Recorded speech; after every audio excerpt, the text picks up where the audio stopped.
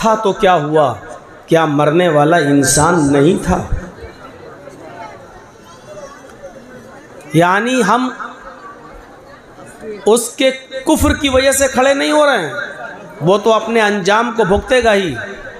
हम इंसानियत के एहतराम में खड़े हो रहे हैं। उसके घर वालों को, आइज़्ज़ा और अकारिब और रिश्तेदारों को तकलीफ़ है, दर्द है उसके मरने का, हम उनके गम में शरीक हो रहे हैं। और किसी के गम में शरीक होना ये बुरी बात नहीं है। ये चीज़ें हमें बतला रही हैं कि हम किसी भी काफिर के जनाजे को देखकर खड़ा हो सकते हैं, खड़ा ही नहीं हो सकते, बल्कि उसके जनाजे में हम उन लोगों के साथ चल भी सकते हैं। यहाँ तक कि अगर किसी को शमशान घाट में जलाया जाता है तो आप गैर मुस्लिमों के जनाजे में शिरकत करते हुए शमशान घाट तक जा भी सकते हैं। लेकिन हाँ, अगर वो आपको ये कहें कि हमारे भाई को या हमारे बाप को अपने हाथ से चिता लगा दो, जला दो, तो आप ये काम नहीं कर सकते,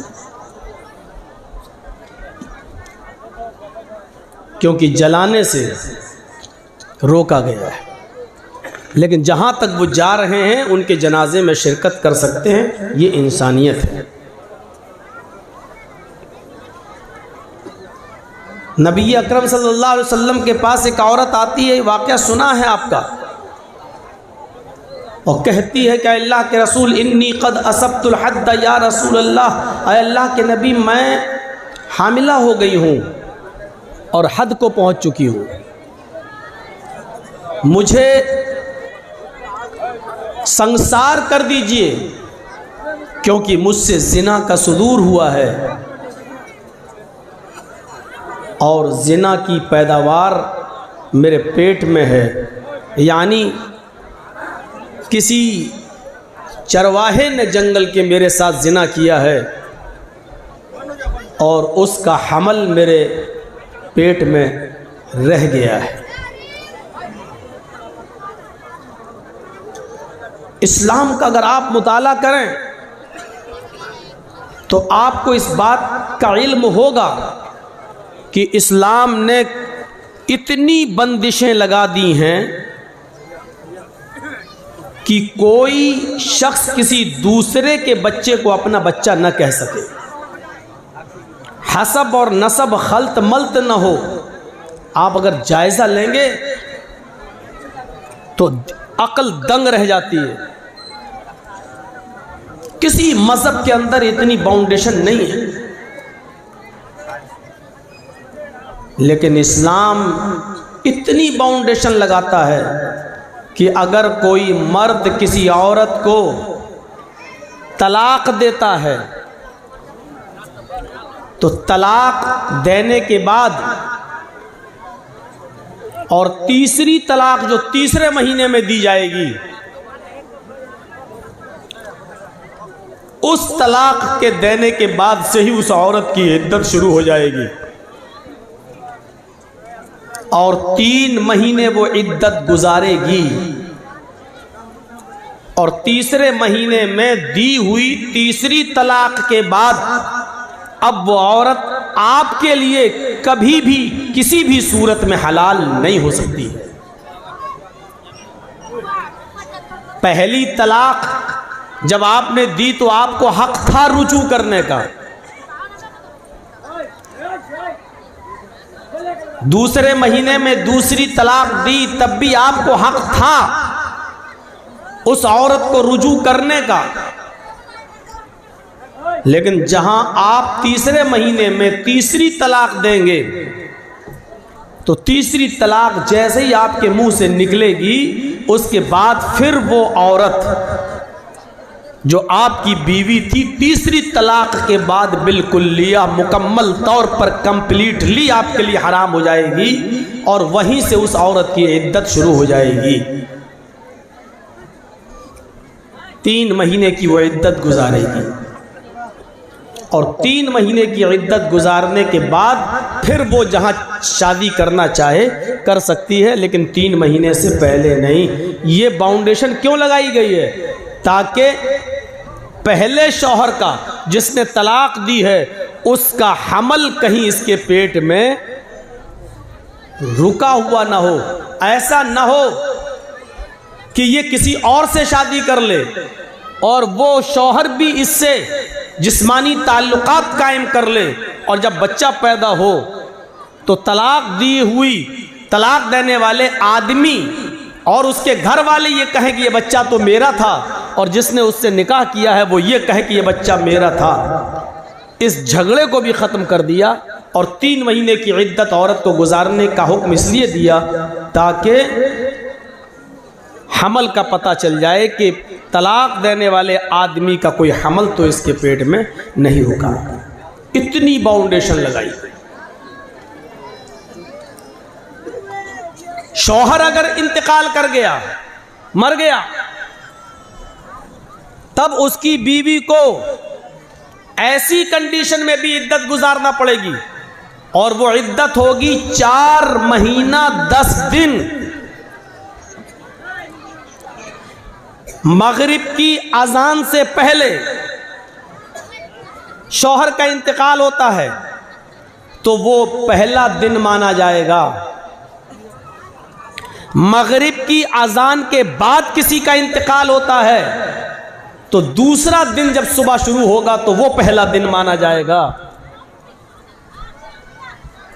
याद रखिएगा इन मसलों को। तफसीली तौर पर बताने का मौका नहीं है। यही चीज अकीके में भी शामिल है। कोई बच्चा, आज कौन सा दिन है? जुमा। मगरिब की अजान से पहले पैदा होता है तो आज का दिन माना जाएगा जुमा। मगरिब की अजान के बाद अगर बच्चा पैदा होता है तो शनिचर का दिन, सैटरडे का दिन पहला दिन माना जाएगा। अब उसका अकीका कब होगा? अगर मगरिब की अजान से पहले जुमे के दिन अगर बच्चा पैदा होता है, मगरिब की अजान से पहले, तो जुमे का दिन पहला दिन माना जाएगा जुमा। शनिचर, इतवार, सोम, मंगल, बुध, जुमेरात, यानी जुमेरात को 7वां दिन होगा और जुमेरात को अकीका किया जाएगा। अगर मगरिब की अजान से 1 मिनट भी पहले हुआ तब भी जुमे का दिन माना जाएगा। मगरिब की अजान के बाद होता है तो तारीख चेंज हो चुकी है। अब सैटरडे को पहला दिन माना जाएगा। Saturday, Sunday, Monday, Tuesday, Wednesday, Thursday और फ्राइडे। अब जो अकीका किया जाएगा वो फ्राइडे को किया जाएगा। ऐसे ही इद्दत है। 4 महीना 10 दिन औरत जो इद्दत गुजारेगी शौहर के मर जाने के बाद, मगरिब से पहले शौहर का इंतकाल हुआ तो ये उसका पहला दिन माना जाएगा। और यहां से अरबी महीनों की गिनती गिनी जाएगी।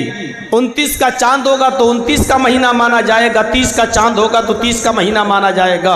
और ऐसे 4 महीने 10 दिन इद्दत गुजारने के बाद जिस दिन 4 महीना 10वां दिन जिस दिन होगा वो 10वां दिन पूरा करने के बाद मगरिब की नमाज के बाद उस औरत की इद्दत खत्म हो जाएगी।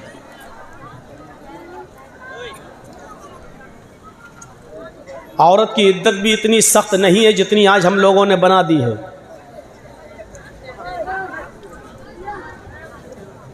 उसको घर से बाहर नहीं निकलने दिया जाता है। जिसका शौहर इंतकाल कर जाए उसको अपने घर की छत पर खड़ा नहीं होने दिया जाता है। आसमान से भी पर्दा करो। ये घर की मुल्लानियाँ जो होती है ना, हज्जने, ये ज्यादा बखेड़े खड़े करती हैं। इद्दत का मतलब सिर्फ इतना है कि 4 महीने 10 दिन तक जिसका शौहर इंतकाल कर गया वो दूसरी शादी नहीं कर सकती है। इद्दत का मतलब सिर्फ इतना है कि वो 4 महीने 10 दिन तक अपने घर में भी मेकअप नहीं कर सकती है। वो 4 महीने 10 दिन तक कोई नया कपड़ा नहीं पहन सकती है। वो 4 महीने 10 दिन तक अगर इन्हीं दिनों में अगर ईद का या बकरीद का दिन आ जाए तब भी वो घर के धुले हुए कपड़े पहन ले, लेकिन वो नए कपड़े न पहने, क्योंकि अभी वो इद्दत में है। इतना है इद्दत का मतलब। बीमार है, डॉक्टर के यहां जा सकती है, इलाज के लिए जा सकती है। उसके घर में कोई आदमी, उसका भाई या बाप बीमार हो जाए तो वो अपने ससुराल से, शौहर के घर से अपने मायके में भी जा सकती है, अपने बाप को देखने, अपने भाई को देखने, अपनी बहन को देखने वो जा सकती है। पर्दा जिन लोगों से अब है उस वक्त भी रहेगा। इसके अलावा इद्दत की और कोई मखसूस हैसियत नहीं है कि हम उसको घर की 4 दीवारी में ऐसे कैद कर दें, ऐसे कैद कर दें कि उसको घर के दरवाजे के बाहर तक ना जाने दें। नहीं, तुम इद्दत के अंदर हो। ये औरत के ऊपर जुल्म है, जुल्म है। 4 महीने 10 दिन की इद्दत यहां गुजारेगी। क्यों? 4 महीने 10 दिन के बाद दूसरी शादी करेगी। उसकी वजह क्या है? ताकि उसके पेट में पहले शौहर का अगर हमल होगा तो पता चल जाएगा, और दूसरी शादी अगर कर भी लेती है तो दूसरा शौहर 4 महीने 10 दिन के बाद तो जो बच्चा पैदा होगा वो दूसरे शौहर का माना जाएगा। हाँ, लेकिन एक चीज़ और बता दूं इसमें, अगर शौहर का इंतकाल हुआ और उस वक्त उसकी बीवी हामिला थी और पेट में 8.5 महीने का हमल था, बच्चा था, और शौहर उस बच्चे के पैदा होने से पहले इंतकाल कर गया, यानी 15 दिन पहले इंतकाल कर गया, अब औरत की इद्दत 4 महीने 10 दिन नहीं है। 15 दिन के बाद जब ये बच्चा पैदा हो जाएगा, इस बच्चे की पैदाइश के होते ही उसकी इद्दत भी ख़त्म हो जाएगी। क्यों? इसलिए कि उसकी इद्दत अब करने की ज़रूरत नहीं है, वो बच्चा पैदा हो चुका है, और बच्चा पैदा हो जाने का मतलब ये है कि ये उसी मरे हुए बाप का बेटा है। अब वो औरत 15 दिन के बाद, बच्चा पैदा करने के बाद इद्दत के दिनों से ख़त्म हो चुकी है। अब वो जहाँ शादी करना चाहे वो कर सकती है। अब इस औरत की इद्दत 4 महीने 10 दिन नहीं होगी। लेकिन अगर शौहर इंतकाल किया हुआ है और उस वक्त उसकी बीवी के पेट में बच्चा था, 1 महीने का हमल था, तो अब इस औरत की मुद्दत बढ़ जाएगी, इद्दत। अब ये पूरे 9 महीने तक, जब तक बच्चा पैदा नहीं हो जाता है तब तक वो इद्दत करेगी। यानी 8 महीने और बाकी रह गए हैं उस बच्चे के पैदा होने में, अब वो 8 महीने तक इद्दत करेगी। इद्दत का मतलब ये है कि वो 8 महीने तक, जब तक बच्चा पैदा ना हो जाए तब तक वो दूसरी शादी नहीं करेगी। यहां से आप अंदाजा लगा सकते हैं कि बच्चे को नाजायज बाप का लक़ब ना मिले या वो नाजायज बच्चा ना कहलाए, इससे बचाने के लिए अल्लाह के रसूल ने कितनी बाउंड्रीज लगाई हैं और कितनी दीवारें खड़ी कर दी हैं। इससे आप अंदाजा लगा सकते हैं इन पाबंदियों पर अमल करते हुए क्या कोई नाजायज बच्चा पैदा हो सकता है? हमने तलाक भी नहीं दी। एक मसला और सुन लीजिए, हमने तलाक भी नहीं दी और औरत, हमारी बीवी रहना भी नहीं चाहती है।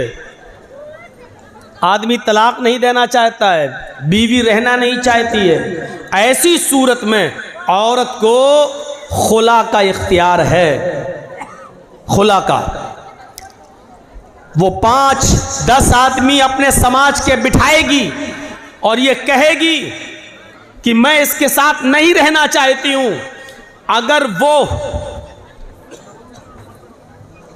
नाजायज तरीके से शौहर पर दबाव बना रही है, कोई परेशानी नहीं है, लेकिन बस वो नहीं रहना चाहती है, इसके बावजूद भी वो खुला ले सकती है, लेकिन वो औरत गुनाहगार होगी। मसला याद रखिएगा। अगर आप तलाक नहीं दे रहे हैं, आप कह रहे हैं मेरी परेशानी बताओ, लेकिन उसको रहना ही नहीं है, वो आपकी परेशानी नहीं बता पा रही है, लेकिन उसको रहना भी नहीं है, ऐसी सूरत में आप उसको तलाक नहीं दे रहे हैं, इसके बावजूद वो खुला ले सकती है, लेकिन वो गुनाहगार होगी, वो अज़ाब इलाही की मुस्तहिक होगी, वो अज़ाब जहन्नम की हकदार होगी, लेकिन खुला फिर भी ले सकती है। और खुले का मतलब ये है कि वो समाज के 5-10 आदमियों को बिठा के ये कहेगी, मैं अपने इस आदमी के साथ आज के बाद रहना बंद कर रही हूँ, मैं नहीं रहूँगी, मैं खुला ले रही हूँ, आज के बाद मेरा और मेरे शौहर से कोई ताल्लुक़ नहीं है। वो समाज के 5-10 आदमियों के बीच में ये बात कह देगी और इसको खुला मान लिया जाएगा। ऐसी सूरत में भी औरत को 1 पीरियड इद्दत गुजारना पड़ेगी। 1 पीरियड इद्दत का मतलब उसको 1 पीरियड तक, 1 MC तक, जब तक उसको पीरियड शुरू नहीं हो जाता है, जिसको हम लोग MC बोलते हैं, जो हर औरत को महीने में कुछ दिनों के लिए जो ब्लड आता है उसको, तब भी उसको 1 ब्लड तक यानी 1 पीरियड तक उसको रुकना पड़ेगा। वो दूसरा निकाह नहीं कर सकती है, दूसरे से शादी, क्योंकि अक्सर औरतें खुला जो लेती हैं, हम तलाक नहीं दे रहे हैं और उसको हमारे साथ रहना ही नहीं है, उसका चक्कर दूसरी जगह चल रहा है, वो उसके बिना रह नहीं पाएगी। तो ऐसी औरतें आदमी में बहुत सी बुराइयां निकाल कर किसी तरीके से तलाक देने पर मजबूर करती हैं, लेकिन आदमी तलाक देने के लिए तैयार नहीं होता है, तो वो कहती है हम रहेंगे नहीं, खुला ले लेती है। खुला फिर भी ले सकती है वो औरत, लेकिन गुनाहगार होगी। लेकिन खुला लेते वक्त भी उसको 1 पीरियड का, 1 MC का इंतजार करना पड़ेगा।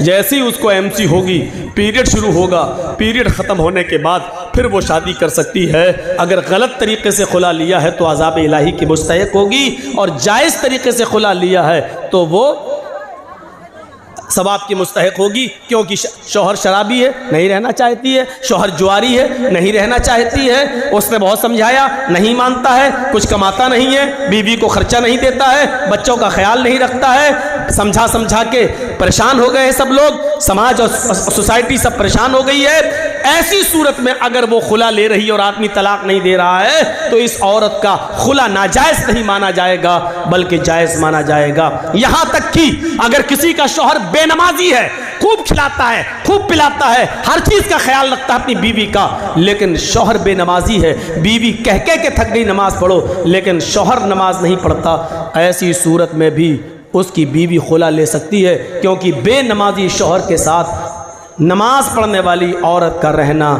जायज़ नहीं है। बहुत खुल के मैंने कह दिया है, नमाज पढ़ने वाली औरत, 5 वक्ता नमाजी औरत का बेनमाजी आदमी के साथ रहना जायज़ नहीं है।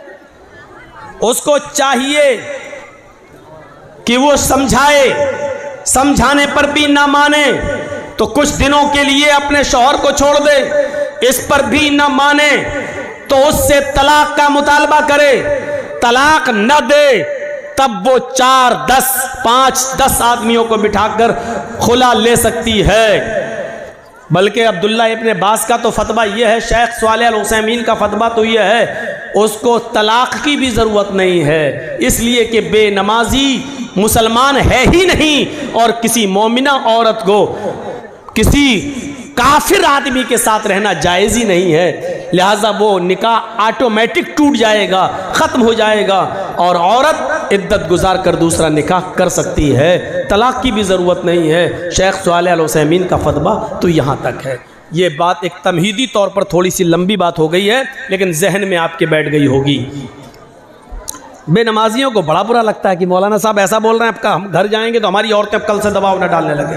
डालना चाहिए, औरतों को डालना चाहिए। सुन लीजिए, नमाज अगर हमारे मुआशरे और सोसाइटी से निकाल ली जाए तो फिर हम बराबर हैं, हम में और काफिरों में कोई फर्क नहीं रह गया है। नमाज किसी भी हाल में माफ नहीं है, बराबर सुनते होंगे। अगर आपको मॉब लिंचिंग करते वक्त 10 आदमी पकड़ लें, 20 आदमी पकड़ लें, आपको पकड़ के बांध दें, आपको किसी खंबे से, किसी कुर्सी से बांध दें और ऐसे मौके पर अजान की आवाज आ रही है, अल्लाहु अकबर अल्लाहु अकबर, आप दुश्मनों के बीच में घिरे हुए हैं, 40-50 आदमी आपको घेरे हुए हैं, अजान की आवाज आ रही है, आपको ऐसी कंडीशन में भी नमाज पढ़ना पड़ेगी। सोच रहे हैं आप ऐसी कंडीशन में नमाज कैसे पढ़ेंगे? आपके हाथ पैर बंधे हुए हैं, कोड़ों पे कोड़े मारे जा रहे हैं, लाठी डंडे बरसाए जा रहे हैं, अजान की आवाज आ रही है, आप कैसे पढ़ेंगे नमाज? आप उनसे कहेंगे कि भाई मुझे वुजू के लिए पानी लाकर दे दो, मैं नमाज पढ़ूंगा। वो वुजू के लिए पानी नहीं देंगे। जो आदमी आपको इस्लाम दुश्मनी में मार रहा है वो आपको पानी लाकर दे देगा? जो आदमी आपके नमाजी होने की वजह से ही आपका मर्डर कर रहा है वो आपको पानी लाकर देगा? लेकिन आप पानी मांगेंगे, आप पानी मांगेंगे। भैया ये यहाँ से ज़रा मछलियाँ कम बेचो, आप लोग बहुत बेच चुकी हो। वो पानी नहीं देंगे। तब शरीयत ये कहती है कि उस सूरत में आप नियत से वुजू करेंगे। नियत से वुजू का मतलब दिल में इरादा करेंगे कि मैंने वुजू की नियत की। आज थोड़े से 2-4 मसले मैं आपको समझा दूं, उसके बाद तकरीर फिर आगे। दिल में नियत कर लीजिए मेरा वुजू। अब आप वहीं पर देखें किबला कहाँ है। अगर किबले की तरफ आपका चेहरा है तो ठीक, और नहीं है तो जिस तरफ भी आपका चेहरा है उसी तरफ आप नियत कर लीजिए कि अगर मेरा चेहरा किबले की तरफ होता तो मैं किबले की तरफ रुक करके नमाज पढ़ता, लेकिन मेरा चेहरा किबले की तरफ नहीं है। बहरहाल अल्लाह तो हर तरफ है, हर तरफ, हर जगह नहीं, तरफ जगह में फ़र्क है। हम अल्लाह को हर जगह नहीं मानते हैं और मानना भी नहीं चाहिए, ये कुफ्र है। अल्लाह हर जगह नहीं है, अल्लाह का इल्म हर जगह है। अल्लाह अपने वजूद के एतबार से हर जगह नहीं है, अल्लाह अपने इल्म के एतबार से हर जगह है। लेकिन जवाब क्या, अल्लाह कहाँ है? सुम्मा इस्तवा अलल अर्श, अल्लाह अर्श पर है। अल्लाह स्टेज पे नहीं है, अल्लाह आपके घर में नहीं है। लोग बहुत सारे, अल्लाह तो हर जगह है, अल्लाह तो हर जगह है। नालियों के अंदर भी अल्लाह है, तुम्हारे बाथरूम में भी अल्लाह है। नहीं, अल्लाह अर्श पर है लेकिन उसका इल्म हर जगह है। वो नालियों में नहीं है लेकिन नालियों में कितने कीड़े हैं वो जानता है। समंदर में अल्लाह नहीं है लेकिन समंदर में कितनी मछलियां हैं ये अल्लाह को मालूम है, और कितनी मछलियों के पेट में अंडा है ये अल्लाह जानता है।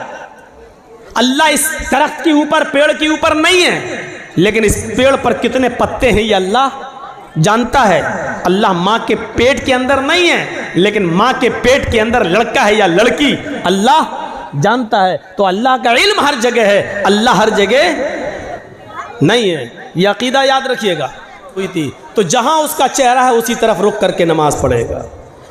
वुजू नहीं बनाया है, नियत से वुजू, नियत कर ली कि यही मेरे लिए किबला है। चलिए, अब अल्लाहु अकबर नहीं कह पा रहा, हाथ नहीं बांध पा रहा है, तो अब इशारे से ही कहेगा अल्लाहु अकबर, सुब्हानकल्लाहुम्मा व बिहम्दिका व तबारक अस्मुका व तआला जद्दुका व ला इलाहा गैरुक, औज़ु बिल्लाहि मिनश शैतानिर रजीम, बिस्मिल्लाहिर रहमानिर रहीम, अल्हम्दुलिल्लाहि रब्बिल आलमीन, अर्रहमानिर रहीम, मालिकि यौमिद्दीन।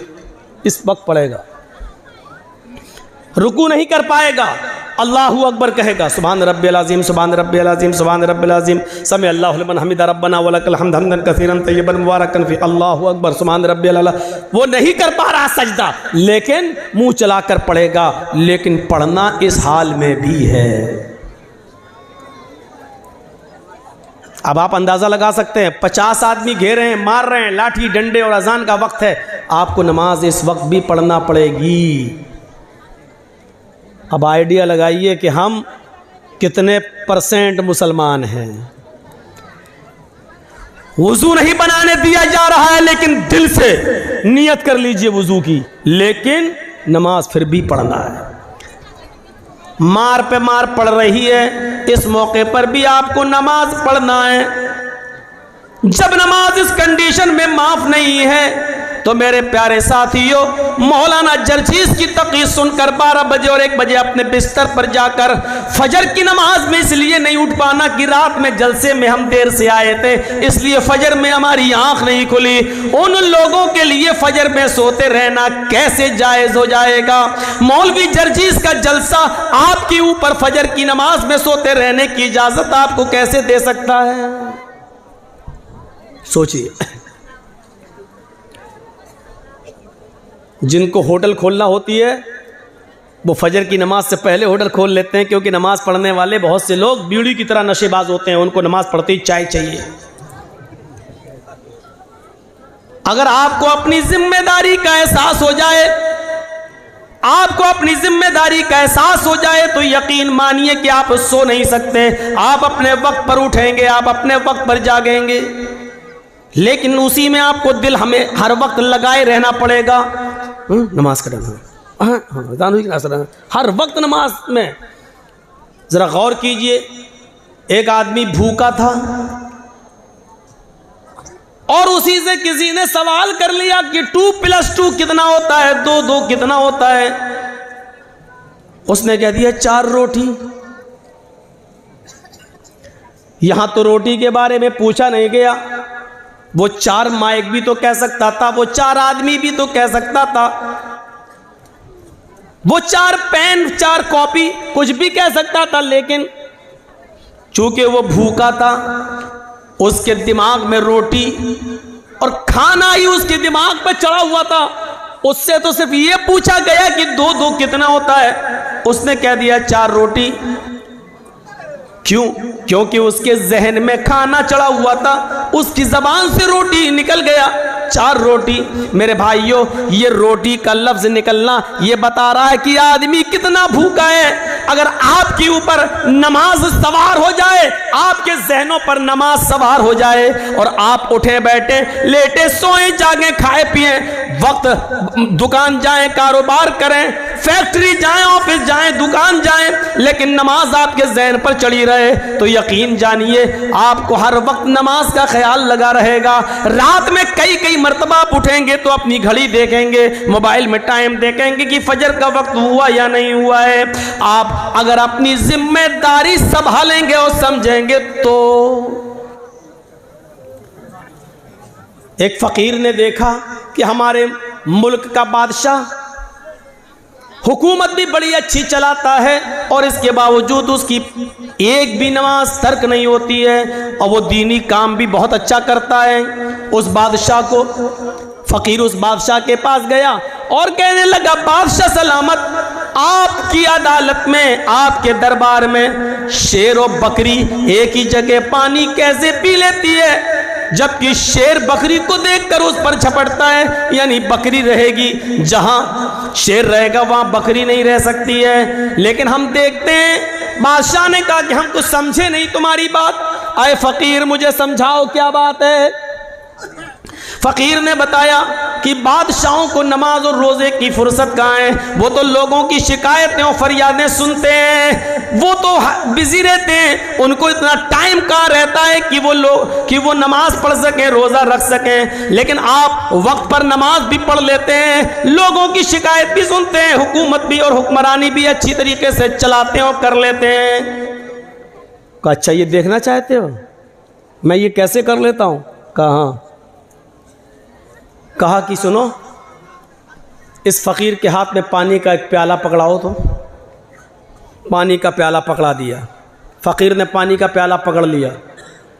कहा, जाओ मेरे इस पानी का प्याला लेकर मेरे शहर का एक चक्कर लगा कर आओ। उसने कहा, इसमें कौन सी बड़ी बात है, मैं कटोरा लेके वैसे भी भीख मांगता फिरता हूं, चक्कर लगा लेता हूं पानी का प्याला लेकर। उसने कहा, ऐसे नहीं। अपने 2 जल्लादों से कहा कि तलवार मियान से निकालो।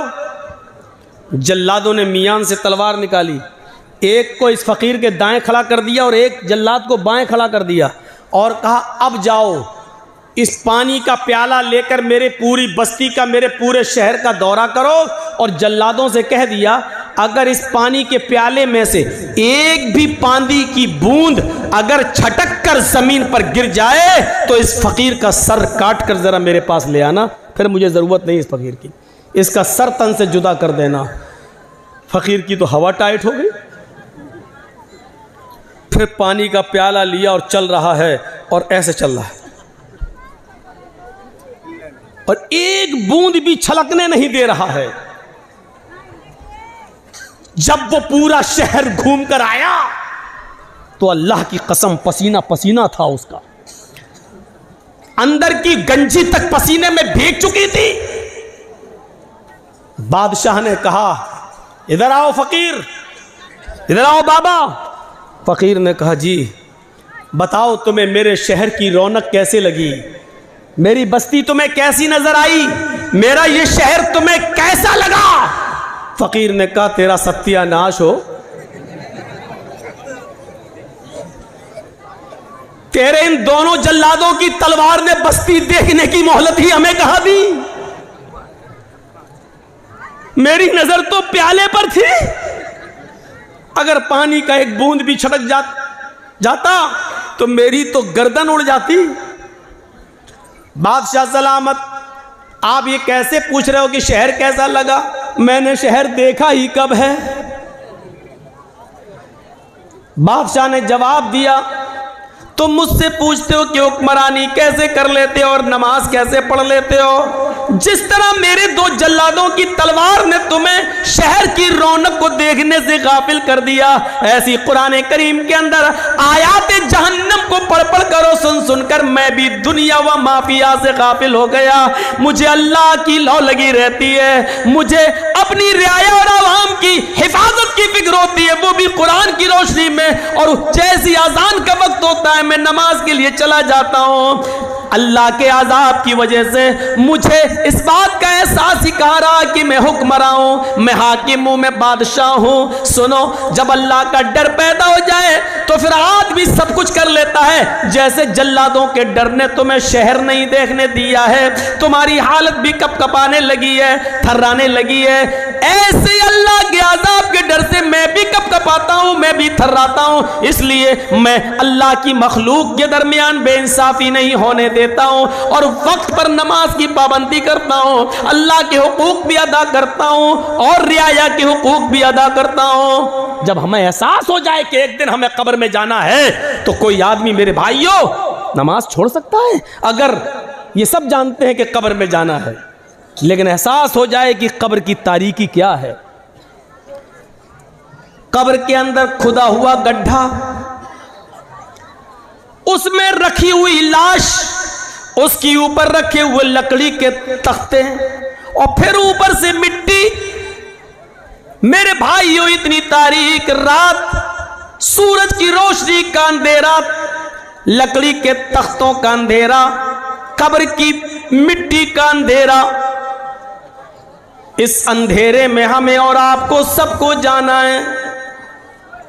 बहुत आसान है कह देना मरेंगे तब देखा जाएगा, बहुत आसान है ये कह देना कि मरेंगे तब देखा जाएगा। कहते हैं कब्र का हाल मुर्दे से पूछो। मेरे भाइयों, ये एहसास हो जाए कि एक दिन हमें अल्लाह के दरबार में जवाब देना है, जन्नत भी है जहन्नम भी, हमें जहन्नम से अपने आप को बचाना है। अगर ये एहसास हो जाए कि अजाब जहन्नम बड़ा सख्त है तो कोई आदमी फिर उस अजाब से बचने की फिक्र क्यों नहीं करेगा? हमें एहसास नहीं है उस बादशाह ने कितनी अच्छी तरीके से समझा दिया है। मेरे भाइयों, इतनी सब चीजें मानने के बाद, इतनी सब चीजें जानने के बाद, अब आइए मैं अब शुरू वाली अपनी बात पर आता हूं कि उस औरत ने, जो आदमी इतना सब कुछ कर ले तो फिर हराम बच्चा पैदा होगा? नहीं हो सकता। कितना ख्याल रखा गया है। लेकिन वो औरत थी और सहाबिया थी और आकर कहती है कि अल्लाह के नबी, मेरे पेट में हमल है, बच्चा है, अय अल्लाह के रसूल सल्लल्लाहु अलैहि वसल्लम, मुझे सजा दे दीजिए क्योंकि मुझसे ज़िना का सुदूर हुआ है। आपने कहा ले जाओ, पत्थरों से मार मार कर खत्म कर दो। लेकिन कहने लगी मेरे पेट में बच्चा है, तो कहा कि जाओ, जब बच्चा पैदा हो जाए तब आना। जब बच्चा पैदा हो गया तब आई। कहा अब इसको मार दो, खत्म कर दो। बच्चा रोने लगा। माँ अपने बच्चे को जब दूध पिलाने लगी तो अल्लाह के नबी ने कहा खातून अभी तुझे मारा नहीं जाएगा, अभी कत्ल नहीं किया जाएगा, ये बच्चा जो नाजायज बच्चा है, जो जिना की पैदावार है, अभी तेरे दूध की जरूरत है इस बच्चे को, अभी तुझे नहीं मारा जाएगा। इतनी तमाम बंदिशों के बावजूद वो औरत कबूल करती है कि ये नाजायज बच्चा है। सोचिए मेरे भाइयों, ये हराम औलाद है, लेकिन उस हराम बच्चे को भी अल्लाह के रसूल पेट में मारने की इजाजत नहीं दे रहे, खत्म करने की इजाजत नहीं दे रहे हैं। बच्चे के मां से कहा जा रहा है जब ये बच्चा तेरा दूध छोड़ दे तब तू आना। उसने दूध भी जल्दी छुड़वा दिया। आमतौर पर बच्चे 2 साल दूध पीते हैं, उसने 1 साल 1.25 साल में 1.5 साल में दूध छुड़ा दिया। फिर लेकर आई और कहने लगी अब बच्चा रोटी खाने लगा है। अल्लाह के नबी ने फरमाया आया अल्लाह की बंदी, अब मेरे पास कोई बहाना नहीं है कि मैं तुझे छोड़ सकूं। आए सहाबा जाओ और इसको ले जाकर सीने के बराबर गाड़ कर इस औरत को पत्थरों से मार मार के खत्म कर दो। पूरे वाक़े को बताने का मकसद ये है कि ये इंसानियत थी जनाब मोहम्मद रसूलुल्लाह सल्लल्लाहु अलैहि वसल्लम की कि हराम का और नाजायज बच्चा भी गिराने की इजाजत नहीं दे रहे हैं। ये इंसानियत है, इंसानियत। और इंसानियत का सबसे बड़ा सबक इस्लाम पेश करता है। हर हाल में मसाइल को जानने की कोशिश करो। एक मसला आपके सामने अगर रखा जाए तो आप उसका क्या जवाब देंगे? आइए आजकल लेटेस्ट मसले आते हैं। एक गैर मुस्लिम मुसलमान हो गया रमज़ान के महीने में, आज 20वां रोज़ा है और आज वो मुसलमान हो रहा है, तो अब वो कितने रोज़े रखेगा? सिर्फ रोज़े तो 10 बचे हैं और 29 का चांद हो गया तो 9 ही रोज़े बचे हैं। और इस्लाम वो आज ला रहा है और रोज़े तो हर मुसलमान पर 1 महीने के, रमज़ान के पूरे महीने के रोज़े फ़र्ज़ हैं। तो अब वो कितना रोज़ा रखेगा? शरीयत क्या कहती है? शरीयत ये कहती है कि वो 20वें रोज़े को अगर इस्लाम कबूल करता है तो 20वें रोज़े के बाद से ही उसके ऊपर रोज़ा फ़र्ज़ हो जाता है और जितने रोज़े उसको मिलेंगे उतने वो रखेगा। अब सवाल ये पैदा होता है 20 रोज़े जो उसके छूटे हैं क्या वो ईद के बाद पूरे करेगा? नहीं करेगा। क्यों नहीं करेगा? दलील क्या है? भाई अहले हदीस हो तो दलील तो चाहिए ना। आप लोगों ने जलसा बहुत अच्छा किया है लेकिन ये लाइटिंग बहुत बुरी की है, कभी हरी कभी लाल, और वो आंखों पे जब पड़ती है तो कभी तो लगता बहुत आदमी है, कभी दिखता एक भी नहीं है, और कभी जब लाल जलती है तो मैं सोचता हूँ रुक जाना चाहिए क्योंकि ये रेड सिग्नल है, ये हमको इशारा कर रही है कि बोलना बंद कर दो। अरे ये तुमको किसने? अरे जर्जी साहब का जलसा है, कोई बारात में नहीं आए हैं निकाह के लिए। ये ऐसी लाइटिंग जलसों में, लाइट ऐसी होनी चाहिए जो जलती रहे, बस बुझे नहीं। तो ऐसा लग रहा है जैसे आंख मार रही हो। अल्लाह की कसम बड़ा डिस्टर्ब हो रहा हूँ। कल भी हुआ था लेकिन कल मैं बोल नहीं पाया, सारा गुस्सा इन चैनल वालों पे उतर गया। आज ये लाइट वाले पे लग रहा है सारा गुस्सा उतार दो। कभी लगता है एकदम कहाँ चलेगी पब्लिक, कभी लगता है यो देखो वहाँ तक बैठी हुई है। भाई हमारी भी तो आंखें हैं, कोई हम बहुत बड़े बाबा तो हैं नहीं कि यहाँ बैठे बैठे हम कलकत्ता तक तो देख लें, इतनी मशीन तो है नहीं मेरी आंखों में। तो मेरे भाइयों अब वो 20 रोजे के बाद जितने मिलेंगे वो रखेगा, पहले के नहीं। क्यों? क्योंकि पहले उस पर रोजे फर्ज थे ही नहीं। इस्लाम तो वो अभी लाया है, मुसलमान तो वो आज हुआ है। आज से पहले उस पर रोजे फर्ज थे ही नहीं, फर्ज आज हुए हैं, तो जितने मिलेंगे उतने रोजे रखेगा। एक और मसला याद रखिएगा, एक गैर मुस्लिम अभी मुसलमान हुआ है 20वें रोजे को और टाइम है 5 बजे का, शाम को 5 बज रहा है और अभी इस्लाम लाया, अशहदु अल्ला इलाहा इल्लल्लाह व अन्ना मुहम्मदर रसूलुल्लाह, इस्लाम ले आया, कलमा पढ़ लिया। 5 बजे से ही उसके ऊपर रोजा फर्ज हो गया है। सुन लीजिए, अब 5 बज रहे हैं, अभी इस्लाम लाया है, 5 बजे से ही उसके ऊपर रोजा फर्ज है। यहीं पर वो नियत करेगा मैं रोजे से हूं। अब यहां से रोजा है वो, और आपके यहां रोजा इफ्तार हो रहा है मान लीजिए 6 बजे, तो बस 1 ही घंटे के बाद वो रोज़ा इफ्तार करेगा और उसका ये एक रोज़ा माना जाएगा। 5 बजे अगर इस्लाम लाया है तो 5 बजे से ही उसके ऊपर रोज़ा फ़र्ज हो गया है, और जब इफ्तार का वक्त होता है तब वो इफ्तार कर लेगा, उसका ये एक रोज़ा माना जाएगा। अब सवाल ये होता है कि वो 5 बजे तक तो खूब खाता पीता रहा, तो खूब खाता पीता रहा, उस वक्त वो काफिर था, उसके ऊपर खाना पीना जायज़ था। 5 बजे से पहले वो मुसलमान था ही नहीं, इसलिए रोज़ा नहीं था। 5 बजे इस्लाम लाता है, 5 बजे मुसलमान होता है, इसलिए रोज़े के अहकाम 5 बजे से ही उसके ऊपर लागू होंगे। 5 बजे से पहले उसको जो खिलाया पिलाया गया ये अल्लाह की रहमत और मेहरबानी में शामिल कर लिया जाएगा। मेरे प्यारे साथियों, इन मसाइल को जानने की ज़रूरत है। ये तो बहुत हो चुका है मौलाना साहब, नमाज के बाद दुआ मांगनी चाहिए कि नहीं, ये पक चुका हूं सुन सुनकर, हम भी पक चुके हैं बता बता कर।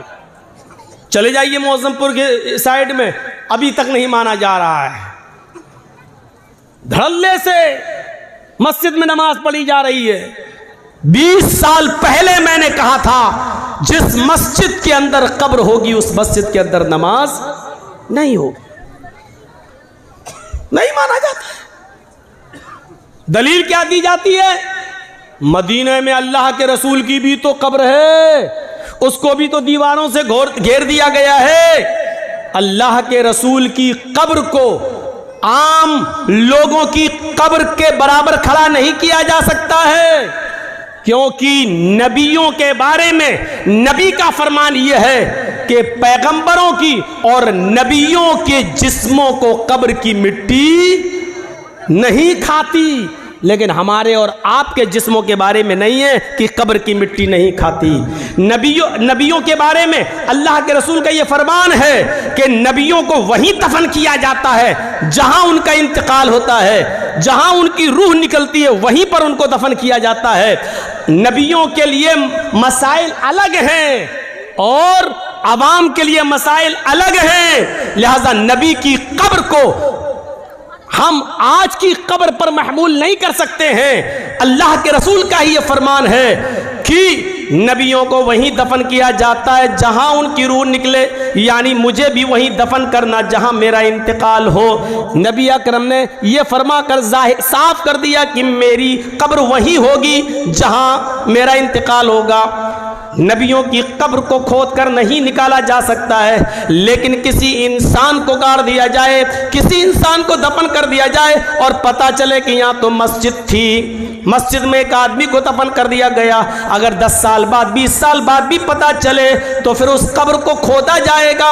अगर उसमें से कुछ हड्डियां मिलती हैं तो उनको निकाला जाएगा और उनको मुसलमानों के कब्रस्तान में मुंतकिल कर दिया जाएगा और कब्र को जमीन के लेवल पर करके उस पर नमाज पढ़ी जाएगी। अगर 10, 15, 20 साल के बाद अगर उसमें हड्डियां भी ना मिले, जब कब्र को खोदा जाए तो उसमें हड्डियां भी ना मिले, क्योंकि जिस्म इंसान का मिट्टी से बना हुआ और जिस्म को मिट्टी बन जाना है। अब अगर हड्डियां नहीं मिलती हैं तो उस कब्र से 1-2 तसला, 1-2 बड़ा बर्तन भरकर मिट्टी निकाली जाएगी और उसको मुसलमानों के कब्रस्तान में मुंतकिल कर दी जाएगी और इस कब्र को जमीन के बराबर करके उसमें नमाज पढ़ी जाएगी। लेकिन मसला है वो अपनी जगह पर कायम रहेगा। आप उसकी चाहे कितनी दीवारें खड़ी कर दें, चारों तरफ से उसको कितना भी घेर दें, लेकिन जिस कब्र मस्जिद के अंदर कब्र है उस मस्जिद के अंदर नमाज नहीं होगी, नहीं होगी, नहीं होगी। ये उसी नबी का फरमान है जिस नबी का फरमान ये है कि नबियों को वहीं दफन किया जाता है जिस जगह नबियों का इंतकाल होता है। उसी नबी का ये भी फरमान है कि अपने घरों को कब्रस्तान मत बनाओ। ये भी कहा उसी नबी ने, लानतुल्लाहि अलल यहूदी वन नसारा इत्तखज़ू कुबूर अंबियाहिमुल मसाजिद। अल्लाह की लानत हो यहूद और नसारा पर जिन्होंने अपने अपने नबियों की कब्रों को मस्जिद बना लिया है। मेरे भाइयों, कब्रों को मस्जिद नहीं बनाया जा सकता है, मस्जिद में कब्र नहीं बनाई जा सकती है। लिहाजा इस हदीस को अपनी जगह पर, ये मसले पुराने हो चुके हैं, अब लेटेस्ट मसाइल की तरफ आइए, नए नए मसाइल की तरफ आइए। वक्त की ज़रूरत है नए मसाइल की तरफ आना। तो ये मसले तो बहुत पुराने हो चुके हैं, तो हमें इन मसलों को जानने की ज़रूरत है। जहाँ इस्लाम ने एहतराम इंसानियत बताई है वहीं इस्लाम के अंदर एहतराम मुस्लिम भी बताया गया है। अच्छा, अब ये अंदाज़ा लगाओ, जब अल्लाह ये कह रहा है कि पड़ोसी के बच्चों को प्यार और मोहब्बत की नज़र से देखो, तो इसका मतलब क्या हुआ? अपने बच्चों से कितना प्यार करो। ये आप अंदाज़ा लगा सकते हैं ना। जो इस्लाम दूसरों के बच्चों से मोहब्बत करने का हुक्म दे रहा हो, तो उससे अंदाज़ा लगाओ कि फिर अपने बच्चों से कितनी मोहब्बत होनी चाहिए। जो इस्लाम पूरी इंसानियत के साथ अच्छा सलूक करने का हुक्म दे रहा हो, तो फिर मुसलमानों के साथ अच्छा सलूक करने का उसमें कितना हुक्म होगा। या अय्युहल्लज़ीना आमनुत्तकुल्लाह हक़्क़ तुक़ातिह वला तमूतुन्ना इल्ला व अंतुम मुस्लिमून वअतसिमू बिहब्लिल्लाहि जमीअन वला तफ़र्रक़ू। इसके बाद वज़कुरू निअमतल्लाहि अलैकुम इज़ कुंतुम अअदाअन फ़अल्लफ़ बैन क़ुलूबिकुम फ़अस्बहतुम बिनिअमतिही इख़वाना।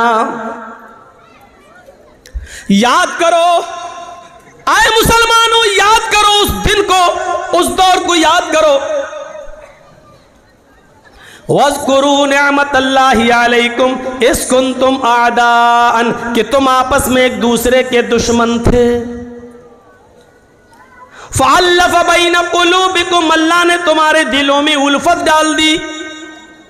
फ़अस्बहतुम बिनिअमतिही इख़वाना, तो तुम अल्लाह की इस नेमत से, इस्लाम की नेमत से, कुरान की नेमत से, नबी की नेमत से तुम आपस में भाई भाई हो गए। अल्लाह ने हमें उस दौर को याद दिलाया जब हम आपस में एक दूसरे के दुश्मन थे। एक एक रोटी और एक एक बोटी के पीछे हम एक दूसरे का कत्ल कर दिया करते थे। एक गांव के एक आदमी की बकरी दूसरे के गांव के खेत में, एक आदमी के खेत में चली गई, इतनी सी बात को लेकर झगड़ा शुरू होता है दोनों कबीलों और दोनों खानदानों के बीच में। जानते हो ये लड़ाई कितने दिन तक चली? ये लड़ाई 27 साल तक चली। ये लड़ाई 27 साल तक, और 27 साल के बाद जब ये लड़ाई बंद होती है तो दोनों तरफ से मरने वालों की तादाद गिनी जाती है, तो मरने वालों की तादाद थी 40,000। एक बकरी की वजह से, वो भी सिर्फ थोड़ी सी घास खा ली थी, इतनी सी बात पर दोनों कबीलों में लड़ाई चलती है। तो कितने साल तक चली? 27 साल। और 27 साल के बाद जब बंद होती है तो दोनों तरफ से मरने वालों की गिनती कितनी हुई? 40,000। अंदाज़ा लगाओ कितने ख़तरनाक लोग थे, कितनी डेंजर कौम थी। हम लोग तो मौज़मपुर लखीपुर को रोते हैं कि इधर जान की कोई कीमत ही नहीं है, कब मार दो और कब नदी में बहा दो। कितनी डेंजर कौम थी। लेकिन ये डेंजर कौम भी जानते हो कितनी हमदर्द बन गई इस कुरान की नेमत से कि एक ग़ज़वे में, गालिबन ग़ज़वे ज़ातिर रिक़ा के मौके पर, सहाबा जंग लड़ते लड़ते जख्मी हो जाते हैं। कोई इस झाड़ी के नीचे, कोई उस झाड़ी के पास, कोई उस पहाड़ी के पास। एक सहाबी पानी लेकर घूम रहे हैं कि कोई जख्मी मिले उसको पानी पिलाऊं। उसकी नजर झाड़ी के किनारे पड़े हुए सहाबी के ऊपर पड़ती है जो जख्मों से चूर है और चीख रहे हैं, पानी पानी। ये सहाबी उसके पास पहुंचते हैं, उनको उठाते हैं, सर पकड़कर अपनी रान के ऊपर रखते हैं,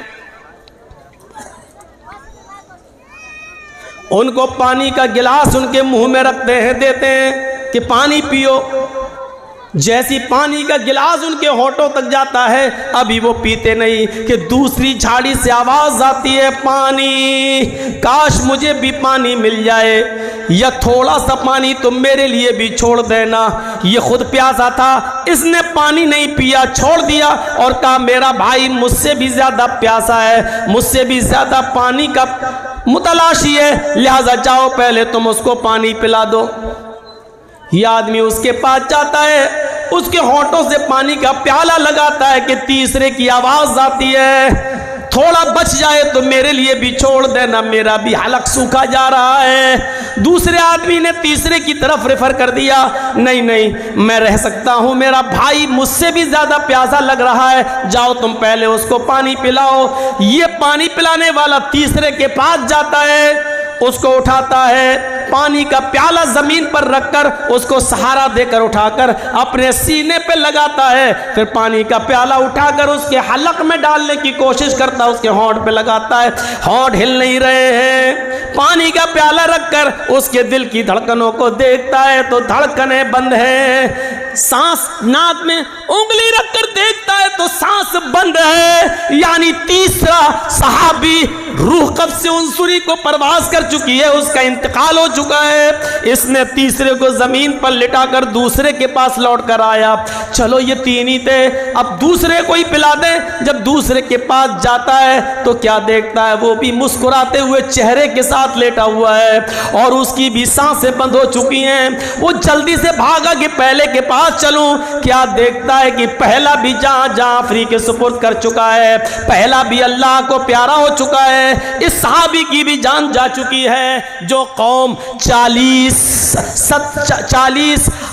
27 साल तक लड़ती हो, जो कौम 40,000 लोगों के मरने के बाद भी जिनकी तलवारें खून की प्यासी रहती हो, ऐसी डेंजर कौम को अल्लाह के नबी ने कैसा बनाया कि एक सहाबी दूसरे के लिए अपनी जान देने लगे, एक सहाबी दूसरे के लिए अपनी जान न्यौछावर करने लगे। एक सहाबी ने इसलिए पानी नहीं पिया कि मेरा भाई मुझसे ज्यादा प्यासा है, और दूसरे ने इसलिए नहीं पिया कि तीसरा मुझसे भी ज्यादा प्यासा है। जरा आप अंदाजा लगा सकते हैं ये कौन सा जज्बा था। एक आदमी दूसरे के लिए अपनी जान दे रहा है। इसी को कुरान कहता है, वज़कुरू निअमतल्लाहि अलैकुम इज़ कुंतुम आदान फ़अल्लफ़ बैन क़ुलूबिकुम फ़अस्बहतुम बिनिअमति इख़वाना। आए लड़ने वालों, झगड़ने वालों, उस दौर को याद करो, उस जमाने को याद करो जब तुम आपस में एक दूसरे से लड़ते थे, जब आपस में तुम एक दूसरे की गर्दनें उड़ाया करते थे, तुम आपस में एक दूसरे के हरीफ थे, एक दूसरे के दुश्मन थे। फ़अल्लफ़ बैन क़ुलूबिकुम, अल्लाह ने तुम्हारे दिलों में उल्फत डाल दी। ये होता है मुसलमान, एक मुसलमान दूसरे मुसलमान के लिए। अपने लिए तो सभी जीते हैं, दूसरों के लिए जीना असल जीना, दूसरों के लिए। इसलिए फरमाया अल मुस्लिमु मन सलिमल मुस्लिमून मिन लिसानिही व यदिही। मुसलमान तो वो है कि जिसकी जबान से और जिसके हाथ से दूसरे मुसलमान को तकलीफ न पहुंचे। पहले जबान का लफ्ज है, मिन लिसानी व यदी, और जिसके हाथ से। मुसलमान तो वो है कि जिसकी जबान से और जिसके हाथ से दूसरे को तकलीफ न पहुंचे। इसमें कौन पूरा उतर रहा है? जबान से तकलीफ हम दे रहे हैं, हाथ से तकलीफ हम दे रहे हैं। अरे किसी को कत्ल करना तो बहुत दूर की बात, अल्लाह के नबी सल्लल्लाहु अलैहि वसल्लम ने लोहे का कोई हथियार उठाकर इशारा तक करने से मना किया है। जैसे देख रहा है ये कोई 10 मीटर दूर खड़ा, कत्ल करना तो बहुत दूर की बात है। आप 10 मीटर 20 मीटर दूर से ये कहें, देख रहा है ये पूरा का पूरा रामपुरी है, घुसा दूंगा पेट के अंदर। 10 मीटर 20 मीटर की दूरी से इशारा करना भी एक मुसलमान के लिए दूसरे मुसलमान के लिए जायज नहीं है। हम कौन सी दुनिया में, यहां हाल ये है हमारा कि तकलीफ ना हो किसी को, ना जबान से ना हाथ से। भैया देखो सामने से मत उठिए, आप लोग पीछे से उठ के जाइए यार, मेरे सामने से जाते हैं तो बड़ा डिस्टर्ब होता है। कहाँ जा रहे हो चाचा? अब ये इस उम्र में घर जाके क्या करेंगे, पूछो जरा, सोचो। वो देखिए बेचारे बूढ़ों मियाँ, शुगर के मरीज हैं लग रहा है। अच्छा, जिन लोगों को पेशाब ज़्यादा आता है तो उनको बीच में बैठने की ज़रूरत क्या है? उनको आगे पीछे दाएं बाएं बैठना चाहिए पहले ही से। ये सिस्टम होना चाहिए, ये सब उसके ख़िलाफ़ है अदब के। सामने से उठना, एक बार हैदराबाद में तक़रीर कर रहा था, सामने से कोई आदमी आया तो मैं समझा गया जा रहा होगा पेशाब करना है, सीधे मेरा माइक पकड़ के कहता है कैसे बोला। और उसके बाद जो लाठी डंडे टमाटर अंडे चले, वो दौर हमें आज तक याद है। तो डर लगता है, सामने से कोई आदमी जब उठता तो मुझे डर लगता है। वो हैदराबाद हमें याद आ जाता है। इंसान हम भी हैं, खोपड़ी में वो ऐसा बैठ गया है कि जब भी कोई उठता तो वो हैदराबाद याद आ जाता है। तो सामने से मत उठा करिए, जबान से और हाथ से तकलीफ नहीं होनी चाहिए किसी को, किसी मुसलमान को किसी मुसलमान से। लेकिन यहां तो हाल ये है कि हम अपनी परेशानियों से इतना परेशान नहीं हैं जितना आपके आराम से हमें परेशानी हो रही है। हमें अपनी दाल से इतनी परेशानी नहीं हो रही जितना आपके गोश्त से हमें परेशानी हो रही है। हमारे घर में क्या पका है उससे परेशानी नहीं हो रही है, आपके घर में कुकर की सीटी से आने वाली बिरयानी की खुशबू हमें और परेशान कर देती है कि ये आदमी हमसे ज्यादा अच्छा कैसे खा रहा है। ये सूरत हाल हो चुकी है आज की। हम दूसरे को बर्बाद करने के चक्कर में लगे हुए, मिटाने के चक्कर में लगे हुए हैं। और आदमी ये नहीं सोचता कि आप दूसरे के लिए जो कुआं खोद रहे हैं उसमें आप भी गिर रहे हैं। जर्जीस साहब को दुश्मनी है आपसे, अब हम आपको बर्बाद करना चाहते हैं, हम आपके पीछे भाग रहे हैं, आप हमसे जान बचा के भाग रहे हैं। आप उतना नहीं थक रहे हैं जितना मैं थक रहा हूं। क्यों? क्योंकि मुझे पकड़ना है आपको, तो आपसे ज्यादा तेज रफ्तारी से मैं दौड़ूंगा तभी आपको पकड़ पाऊंगा। तो आप उतना नहीं थक रहे हैं, उससे ज्यादा मैं थक रहा हूं। वो आदमी उतना बर्बाद नहीं हो रहा है जितना हम उसको बर्बाद करने में अपने आप को बर्बाद कर रहे हैं। एक आदमी की जमीन का झगड़ा चला दूसरे आदमी से, दूसरे आदमी को 1 लाख की जमीन है लेकिन हमें चाहिए, हमारा पावर है। वो पुलिस में रिपोर्ट करके कोर्ट मुकदमा करके सोच रहा ले लेंगे, लेकिन जमीन 1 लाख की, लेकिन 1 लाख रुपए की जमीन लेने के लिए 3 लाख बर्बाद कर चुका अब तक कोर्ट कचहरी बर्बाद करके। उसने अपने आप को और ज्यादा बर्बाद कर लिया है, लेकिन जिद है कि हमें इसी की जमीन चाहिए। वो 3 लाख रुपए की जमीन और उससे अच्छी कंडीशन में दूसरी जगह मिल जाती है, लेकिन नहीं, हमें इसको सबक सिखाना, इसी की जमीन चाहिए। उसकी 1 लाख की जमीन को लेने के लिए 3 लाख बर्बाद कर चुका है। 3 लाख। मेरे इटावा में एक मौलवी है जो हमें बर्बाद करने के चक्कर में हमारा 5 लाख बर्बाद हुआ तो वो 20 लाख बर्बाद कर चुका है। कितने आप ये जो टीवी पे जो खबरें आती है ना, ममता का मौलाना और जो जहरीला मौलाना, मैं भी सोचता हूं ये टीवी वालों को देता कौन है। बाद में पता चला कि वो इटावे का मौलाना ही यूट्यूब से कटिंग कर करके निकाल के योगी मोदी के खिलाफ जो हम बोले उसको कटिंग कर करके पैसा दे के चलवाता है कि ताकि ये मौलाना के ऊपर FIR हो जाए। अगर हमें बचने के लिए मेरा 2, 4, 5 लाख खर्च हुआ तो वो बेचारा अब तक 20 लाख खर्च करके अपने आप को बर्बाद कर चुका है। और इसके बाद भी हालत ये है कि पूरे हिंदुस्तान में एक भी जगह अब उसको बुलाया नहीं जा रहा है, उसको निमंत्रण नहीं दिया जा रहा है, उसको कहीं दावत तक नहीं दी जा रही है, क्योंकि वो आदमी, जाति दुश्मनी तो एक दूसरे की माफ की जा सकती है, लेकिन जमाती दुश्मनी बहुत बुरी होती है। उसने पूरे जमात के साथ जो धोखाधड़ी की है, इसकी वजह से कोई उसको दावत नहीं दे रहा है। और हम उसके खिलाफ कोई एक्शन इसलिए नहीं लेते हैं कि मरे हुए को मारना मेरी आदत नहीं है। मुझे महात्मा गांधी का वो कौल याद आता है कि किसी को मारना हो तो उसका नाम लेना छोड़ दो, उसको नाम मत लो, अपने आप मर जाता है। अब देख लीजिए कि उत्तर प्रदेश के चुनाव में एक साहब हैं, वो मुसलमान बहुत करते रहते हैं। आजकल वो बहुत चिल्ला रहे हैं, सपा ने क्या किया, समाजवादी पार्टी के दल्लो, ऐसी तमाम भाषाएं इस्तेमाल की जा रही हैं सिर्फ मुसलमानों में प्रचार करने के लिए। लेकिन उसके जवाब में अखिलेश ने एक बात भी नहीं कही है, ना उसका जवाब दिया जा रहा, ना उसका नाम लिया जा रहा है। इसका नतीजा ये निकला कि पूर्वांचल में चले जाओ या पश्चिम में चले जाओ, जो पहले कुछ वोट मिलने वाले भी थे, बंटने वाले थे, चुनाव से 2 दिन पहले सब ऐसे एक हुए, ऐसे इकट्ठे हुए कि उन्होंने सोचा कि नहीं, पहले अपने आप को बचाओ, इसी में भलाई है, इसी में भलाई है, पहले अपने आप को बचाओ। और ये अक्लमंदी का तकाजा है मेरे भाइयों, ये अक्लमंदी है कि हर आदमी को, हम तो बार बार कहे हैं, मेरे मोबाइल में आज तक मेरे घर यही रखा हुआ है, अभी 4-5 दिन पहले चलाया है, अभी जी हिंदुस्तान ने मेरे खिलाफ, और अभी चिल्लाया, देखिए ये लखनऊ में जो ममता बनर्जी आई हैं, ये मौलाना जर्जीस की प्लानिंग का एक हिस्सा है। अब बताइए, ये जी हिंदुस्तान ने चलाई है, मेरे पास रखी हुई है वो रिकॉर्डिंग। मैं जब टीवी में आ रहा था मैंने वो बना लिया, उसकी वीडियो बना ली 2 मिनट की मैंने वीडियो बना ली कि देखिए ये उसी प्लानिंग का हिस्सा है। मौलवी जर्जीस जो बंगाल में बोला, ममता बनर्जी वही लखनऊ में बोल रही हैं। इनकी दोनों की भाषा एक है। ये सब मुसलमानों को एक करने के लिए आए हैं। जर्जीस ने बंगाल में मुसलमानों को एक किया, ममता बनर्जी यहाँ उत्तर प्रदेश में मुसलमानों को एक करने आई। यानी इस तरीके से ये बोला जा रहा है, इस तरीके से। लेकिन अक्लमंदी का तकाजा है।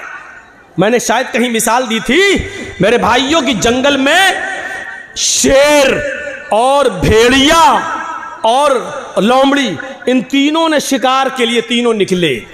जंगल में शेर, भेड़िया और लोमड़ी, जानते होंगे लोमड़ी, फॉक्स, ये तीनों जानवर शिकार के लिए निकले। शेर ने हिरन मारा, भेड़िए ने बकरी का शिकार किया और लोमड़ी ने खरगोश मारा। अब शेर ने कहा भेड़िए से, चलो 3 जानवर मरे पड़े हैं, ये हिरन, ये बकरी, ये खरगोश, चलो बताओ किसको कौन सा जानवर खाना है, तुम फैसला करो, मैंने तुम्हें जज बना दिया है। भेड़िया कहता बहुत आसान। का क्या है? का हिरन बड़ा है, आप खा लो। बकरी को मैंने मारा, मैं खा लेता हूं। लोमड़ी ने खरगोश मारा है, लोमड़ी को खरगोश दे देते हैं। अब शेर तो जालिम था। जो लोग मेरी तकरीर में समझ जाएं कि जालिम शेर कौन है, समझ लो पूरी तकरीर समझ गए। शेर तो जालिम था। हालांकि भेड़िए का फैसला बिल्कुल सही था। भाई भेड़िए ने फैसला सही किया कि नहीं किया? भाई हिरन आपने मारी, हिरन आप खा लो, बकरी मैंने मारी, मैं बकरी खा लेता हूं। लोमड़ी ने खरगोश मारा, लोमड़ी खरगोश खा लेती है। भेड़िए ने फैसला बिल्कुल सही किया, लेकिन जालिम था शेर। उसने कहा क्या इतना बुरा फैसला? अरे कमीने कहां से पढ़ के आया तू? इतना गंदा फैसला। उठा और इसने एक पंजा मारा भेड़िए के, उसकी गर्दन अलग अलग। कमीना इतना बुरा फैसला, फैसला करना भी नहीं जानता। मेरे सामने उसकी जुर्रत देखो, इतना घटिया फैसला। लोमड़ी से कहा ए तू फैसला कर। लोमड़ी मुस्कुराने लगी। बिल्कुल साहब, जंगल के राजा, ये भेड़िए को अकल ही नहीं थी, पागल था, बिल्कुल गलत फैसला किया इसने। कहा अच्छा तुम फैसला करो। लोमड़ी ने कहा बहुत आसान है साहब, ये तीनों जानवर आपके हैं और अब तो भेड़िया भी आपका है। क्या मतलब? कहा हिरन आप सुबह खा लीजिए, बकरी शाम को खा लीजिए, और दोपहर में भूख लगे तो मुंह का जायका बदलने के लिए खरगोश खा लीजिए। आप जंगल के राजा हैं, आप नहीं खाएंगे तो कौन खाएगा? शेर ने कहा वाह वाह लोमड़ी वाह, ये है अच्छा फैसला। इतना अच्छा फैसला तुझे किसने सिखाया? लोमड़ी ने कहा इसी भेड़िए की कटी हुई गर्दन ने। हजरत इसी भेड़िए से सीखा है मैंने ये फैसला। अगर मैं आज ये फैसला ना करती तो मेरा भी यही हाल होता। मैंने उत्तर प्रदेश में यही बात कह दी। मैंने कहा जालिम बादशाह से बचने के लिए भेड़िया मत बनो, सही फैसला करने की कोशिश मत करो, वरना हक बात कहने पर भी मारे जाओगे। अक्लमंदी यह है कि लोमड़ी ने फैसला गलत किया जरूर था, लेकिन अक्लमंदी ये थी कि उसने अपने आप को बचा लिया। हमने कहा लोमड़ी बन जाओ, अपने आप को बचा लो, वरना शेर ऐसा झपट्टा मारेगा कि भेड़िए की तरह पड़े रहोगे, यहीं गर्दन पड़ी रहेगी तुम्हारी। इतना मैंने कहा। उत्तर प्रदेश के लोगों की भी अकल में आ गई, बात सही कह रहे हैं मौलाना साहब। इस वक्त ज़्यादा मुसलमान हक हक मत चिल्लाओ, ज़्यादा चिल्लाएंगे तो ना हमें हक मिलेगा, ना यही आएगा, ना हम जिसको देना चाह रहे हैं वो आएगा, और दूसरा आएगा वो कहेगा ठोको बुलडोजर, यही करता रहेगा। इसलिए बेहतर यह है कि लोमड़ी की तरह अक्लमंदी से काम ले लो। तो मेरे भाइयों, ये अक्लमंदी और दानिशमंदी है। कभी कभी अक्लमंदी और दानिशमंदी से भी काम लिया जाता है। अल्लाह के रसूल के पास एक सहाबी आए, कहा अल्लाह के नबी मेरे अंदर 4 बुराइयां पाई जाती हैं, मैं शराब भी पीता हूँ, मैं जिना भी करता हूँ, मैं चोरी भी करता हूँ और मैं झूठ भी बोलता हूँ, बताओ इन चारों में से एक छोड़ सकता हूँ, क्या छोड़ूं? जबकि बुराइयां तो चारों हैं, हराम तो चारों हैं। अल्लाह के नबी से कहता 4 नहीं 1 छोड़ सकता हूँ, बताओ क्या? अल्लाह के नबी ने कहा अच्छा काम कर, झूठ छोड़ दे। कहा अल्लाह के नबी मैं तो बड़ा अक्लमंद समझता था, आप झूठ छोड़ने को कह रहे हैं? कहा नहीं नहीं झूठ छोड़ दे। अब वो शराब पीने के लिए गया तो सोचने लगा अल्लाह अगर शराब पीऊँगा, अल्लाह के नबी ने कल पूछ लिया कि शराब पीती कि नहीं पीती और मैंने कह दिया हाँ पी थी, तब तो मेरी कोड़े मारे जाएंगे क्योंकि हम खुद कबूल कर रहे हैं। और अगर कह दिया कि नहीं तो ये झूठ होगा और मैंने वादा किया कि झूठ नहीं बोलूँगा, शराब छोड़ दी। अब जिना करने गया तो कहने लगा अल्लाह के रसूल ने अगर पूछ लिया कल जिना किया था कि नहीं और मैंने कह दिया हाँ किया था, तब तो पत्थरों से मार मार के हमें ख़त्म कर दिया जाएगा। और अगर कह दिया नहीं तो झूठ होगा और मैंने अल्लाह की कसम खा के वादा किया कि झूठ नहीं बोलूँगा, चलो जिना भी नहीं करता हूँ। अब चोरी करने गया, कहने लगा कि अल्लाह के रसूल ने पूछ लिया कल सुबह चोरी की थी कि नहीं, मैंने कह दिया हाँ तो हाथ काटा जाएगा और अगर कह दिया नहीं तो झूठ होगा, नहीं मैं चोरी भी नहीं करूँगा। सुबह होकर अल्लाह के नबी के पास आया, कहता कि मैं तो समझता था कि आपने बड़ा वैसा फैसला, आपने तो बड़ी अक्लमंदी से कहा झूठ छोड़ दो, मान गया आप बड़े अक्लमंद हैं। आपने कहा क्यों क्या हुआ? कि 4 बुराइयां छूट गई। अल्लाह के नबी ने फरमाया मैं जानता था कि झूठ तमाम बुराइयों की जड़ है। तो हिकमत से भी काम लो, अगर किसी आदमी से सारी बुराइयां नहीं छूट रही हैं तो उसको कहो कि ये छोड़ दो यार, ये छोड़ दो। हिकमत भी जरूरी है, हिकमत भी। अल्लाह के रसूल ने दूरअंदेशी से काम लिया, अक्लमंदी से काम लिया। हमें भी हर वक्त अक्लमंदी से काम लेने की जरूरत है, अक्लमंदी से काम लेने की जरूरत है। आज हमारी यही सूरत हाल हो चुकी है मेरे भाइयों कि हम अपनी परेशानियों से इतना परेशान नहीं है जितना हम दूसरे के सुख से परेशान हैं। हमारी हालत ये हो चुकी है। कुत्ता देखा है? कुत्ता देखा क्या मौलाना साहब?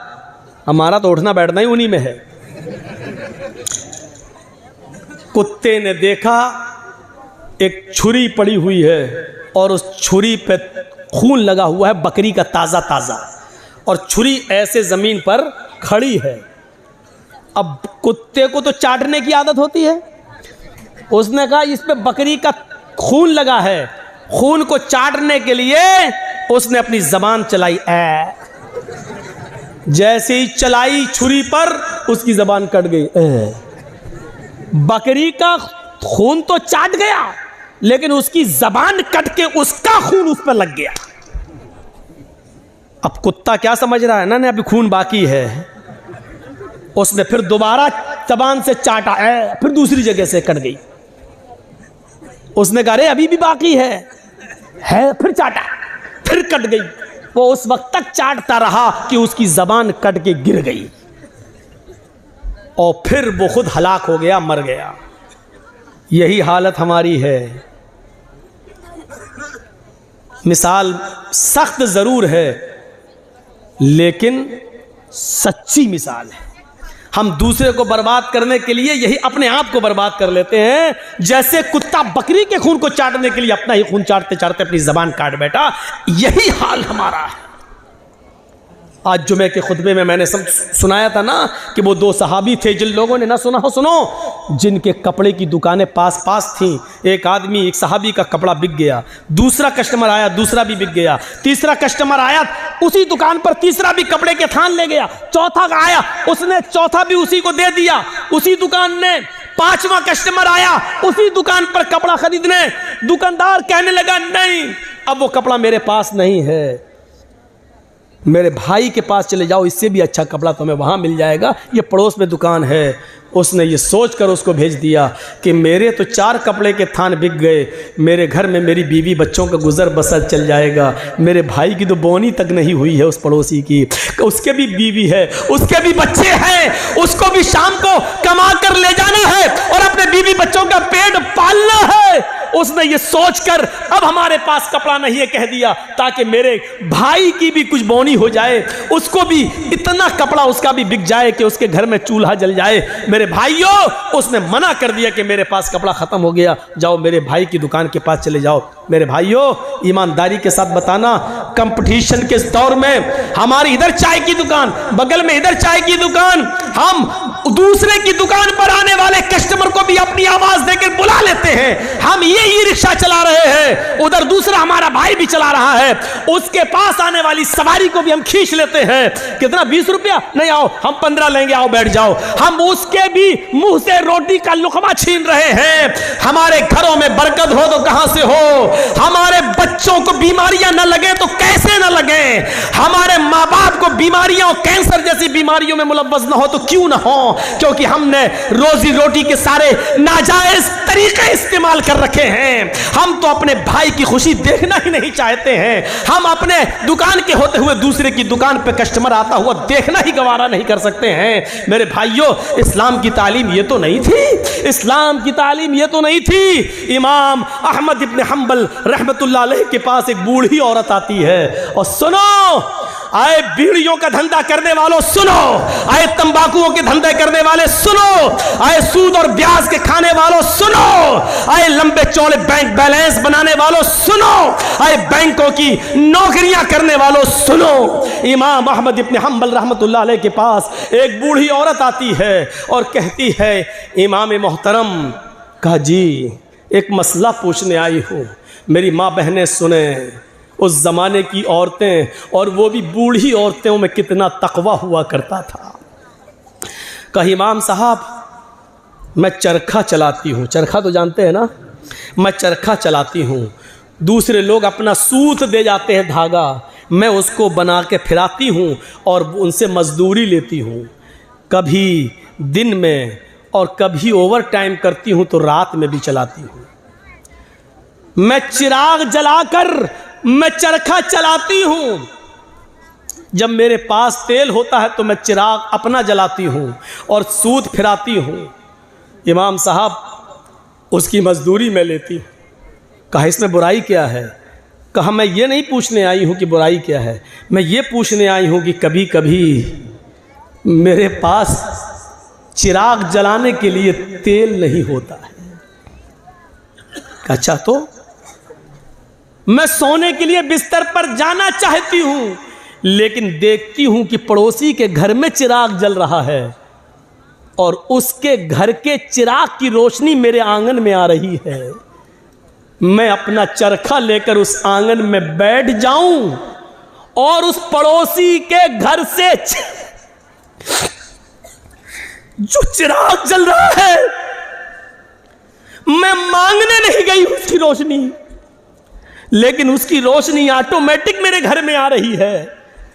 अगर मैं उसके चिराग की आने वाली रोशनी पे अगर सूत फिरा लूं और चरखा चला लूं और ये चलाकर मैं अपने मालिक से उसकी मजदूरी ले लूं, तो ये कमाई मेरे लिए हराम तो नहीं होगी?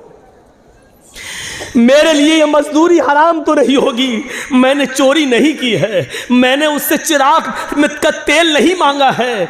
उसके घर में चिराग जल रहा है और उसकी रोशनी मेरे घर आ रही है, उसकी रोशनी मेरे घर आ रही है। अगर मैं उसकी रोशनी में सूत फिरा लूं और इसकी मजदूरी में ले लूं, तो ये मेरे लिए हराम तो नहीं होगी? ये खाकर कहीं मैं अज़ाब कब्र की मुस्तहिक तो नहीं बनूंगी, कहीं मैं जहन्नम में तो नहीं जाऊंगी? अहमद इब्न हंबल रहमतुल्लाह अलैह फरमाते हैं, खातून माँ, तेरे सवाल ने अहमद इब्न हंबल के इल्म को आज शर्मिंदा कर दिया। काबे के रब की कसम, तेरे इस मसले का जवाब अहमद इब्न हंबल के पास नहीं है। कहने लगी, इमाम साहब, फिर आपसे बड़ा आलिम इस बस्ती में कोई है ही नहीं, फिर मैं ये किससे मसला पूछूं? उन्होंने कहा, सुन मेरी माँ, जहाँ तक कयास का नतीजा है, कयास का तकाजा है, तो जहाँ तक मेरा इल्म है, मैं उस इल्म की रोशनी में कयास लगाकर अंदाजे से ये कह सकता हूँ कि इसमें कोई हर्ष तो नहीं लग रहा है। क्यों? क्योंकि तू मांगने नहीं जा रही है, वो अचानक आ रही है। तेरे घर में भी दीवार नहीं है और उसके घर में भी कोई दीवार नहीं है, और उसके चिराग की रोशनी आ रही है तेरे घर, तो इसमें तेरा क्या कसूर है? बज़ाहिर तो इसमें कोई बुराई नहीं लग रही है, लेकिन अगर तुम्हारा दिल आमादा नहीं है तो मेरी माँ, इससे भी बच जाओ तो बेहतर है, इससे भी परहेज कर लो तो बेहतर है, इससे भी, क्योंकि वो है तो दूसरे ही की रोशनी, है तो दूसरे ही की रोशनी, बहरहाल अगर तुम इससे भी परहेज कर लो तो ये ज़्यादा बेहतर है तुम्हारे। जब वो औरत वहाँ से जाने लगी बुढ़िया, तो इमाम अहमद इब्न हंबल ने लोगों से पता लगवाया कि ये किसकी बेटी है, इसके बाप का क्या नाम था। बताया होगा किसी ने कुछ जो मेरे जहन में नहीं रहा। अहमद इब्न हंबल फरमाते हैं कि आज के ज़माने में ऐसी बूढ़ी औरतें मौजूद हैं, ज़रूर इसका बाप कोई आलिम कुरान होगा, आलिम हदीस होगा, क्योंकि ऐसी तरबियत अपनी औलाद के अंदर कोई बड़ा आलिम ही पैदा कर सकता है। बुढ़ापे की इस दहलीज पर पहुंचकर भी इस औरत की हालत यह है, इस बुढ़िया की हालत यह है कि पड़ोस से आने वाली रोशनी में भी, उस चिराग की रोशनी में भी चरखा चलाने के बारे में सोच रही है कि ये चरखा चलाएंगे तो ये कमाई मेरे लिए हलाल होगी या हराम। तब ऐसे लोगों की नमाजें अर्श से टकराएं और अल्लाह कबूल ना करे, ऐसा हो ही नहीं सकता है। मेरे भाइयों, इधर हम नमाज पढ़ के निकलते हैं, जो मैं सर बसजदा हुआ ज़मीं पर, तो आसमां से आने लगी ये निदा, तेरा दिल तो है सनम आशना, तुझे क्या मिलेगा नमाज में। एक हमारा तक़वे का हाल ये है, एक हमारी परहेजगारी का हाल यह है कि यहां से निकले नमाज पढ़ के, मालिकी यौमिद्दीन, तू कयामत के दिन का पूरा पूरा मालिक है। इय्याका नअबुदु व इय्याका नस्तईन, तेरी ही इबादत करते हैं, तुझसे ही मदद मांगते हैं। इहदिनस सिरातल मुस्तकीम, जो सीधा रास्ता उस पे चला और तमाम बुरे रास्तों से बचा ले। यहां ये दुआ मांग के हटे, सलामु अलैकुम व रहमतुल्लाह, सलामु अलैकुम व रहमतुल्लाह। जैसी सलाम फेरा और मस्जिद के बाहर निकलते ही जेब में बीड़ी रखी है, निकाली और माचिस जलाई और सूरह दुखान की तिलावत शुरू, धुआं धक्कड़ शुरू। अभी 10 मिनट भी नहीं हुए ये कहते हुए कि इहदिनस सिरातल मुस्तकीम, आय अल्लाह हमको सीधे रास्ते पे चला, आय अल्लाह गंदे और गलत रास्तों से हमारी हिफाजत फरमा। अभी ये दुआ मांगे हुए 10 मिनट भी नहीं हुए और यहाँ आकर ये है हमारी इबादतों का और हमारी नमाजों का हाल। मेरे भाइयों, जायजा लो, इमाम अहमद इब्न हंबल के पास जो बूढ़ी औरत आती है, उस औरत के सवाल से जरा इबरत हासिल करो कि हमारी इबादतें अल्लाह के यहाँ कबूल हो भी रही होंगी या नहीं हो रही होंगी। सोचो तो सही, गौर तो करो। मेरे भाइयों, यहां आदि इब्ने उमैर है, जंग बदर में गिरफ्तार करके लाए जाते हैं। आदि इब्ने उमैर है, गिरफ्तार करके लाए जाते हैं, पकड़ के लाए जाते हैं, पैरों में बेड़ियां डाल दी जाती हैं। ये आदि इब्ने उमैर मुसाब इब्ने उमैर के भाई हैं, भाई मोमिन हैं और आदि काफिर है। मुसाब सहाबी और आदि काफिर, दोनों भाई हैं, सगे भाई हैं। अल्लाह के नबी सल्लल्लाहु अलैहि वसल्लम ने फरमाया कि जो गिरफ्तार करके काफिर लाए गए उनके पैरों में बेड़ियां डाल दो।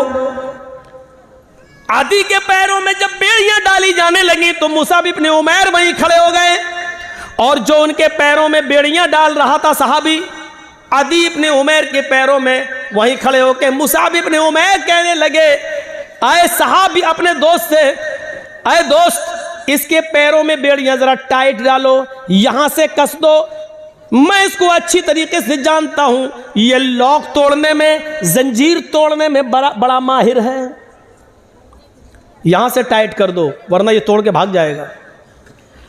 जब मुसाब इब्ने उमैर ये कह रहे थे कि इसके पैरों में यहां से टाइट करो, यहां से टाइट करो, यहां से लॉक लगाओ, तो आदि इब्ने उमैर को इतना गुस्सा आ रहा था कि मारे गुस्से के आदि चीख पड़ा, आए मुसाब तुझे शर्म आनी चाहिए, तू उसी उमैर का बेटा है जिसका बेटा मैं हूं, तेरी रगों में उसी बाप का खून दौड़ रहा है जिसका खून हमारी रगों में दौड़ रहा है, लेकिन आज तुझे भाई कहते हुए शर्म आ रही है। तेरी गैरत कैसे गवारा कर रही है कि तेरी आंखों के सामने तेरे सगे भाई के पैरों में बेड़ियां डाली जा रही हैं और तू देख रहा है खड़े होकर, और देख ही नहीं रहा है बल्कि मशवरा दे रहा है कि यहां से टाइट करो।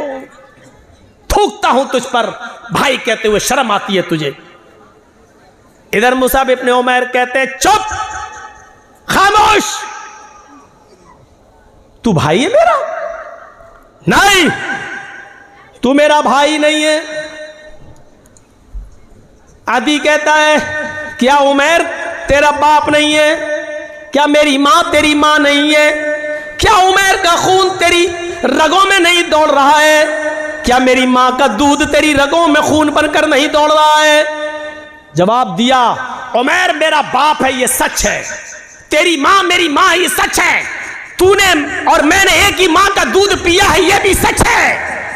तेरी और मेरी रगों में एक ही बाप का खून दौड़ रहा है, ये भी सच है। लेकिन ये सच नहीं है कि तू मेरा भाई है। जानता है मेरा भाई कौन है? अदी ने कहा फिर कौन है अगर मैं तेरा भाई नहीं हूं? मेरा भाई वो है जो तेरे पैरों में बेड़ियां डाल रहा है? ये तेरा भाई है? हाँ, इसलिए कि मेरे भाई ने कलमा पढ़ा है, अशहदु अल्ला इलाहा इल्लल्लाह व अशहदु अन्ना मुहम्मदन अब्दुहु व रसूलुहु। बुखारी शरीफ की हदीस के इस वाक़े से हमें यह पता चलता है मेरे भाइयों कि इस्लाम लाने के बाद, ईमान कलमा पढ़ने के बाद, ला इलाहा इल्लल्लाह मुहम्मदुर रसूलुल्लाह का इकरार करने के बाद, इस्लामी रिश्ते से कलमे की बुनियाद पर अपने साथी की जो इज्जत होती है वो फिर सगा भाई भी वो दर्जा नहीं रखता है। क्या जवाब दिया? खूनी रिश्ते को कुर्बान कर दूंगा, लेकिन कलमे की बुनियाद पर ये मेरा भाई है, इस रिश्ते को मैं कुर्बान नहीं करूंगा। आए आदि, तू मेरा भाई नहीं, मेरा भाई वो है जो मेरे पैरों में बेड़ियां डाल रहा है, इसलिए कि इसने कलमा पढ़ा है, अशहदु अल्ला इलाहा इल्लल्लाह व अशहदु अन्ना मुहम्मदन अब्दुहु व रसूलुहु। इस कलमे की बुनियाद पर ये मेरा भाई है, तू भाई नहीं है। ये होता है इस्लामी रिश्ता। और इस्लामी रिश्ता इतना अहम होता है कि उसके लिए खूनी रिश्ते को कुर्बान कर दिया जाता है।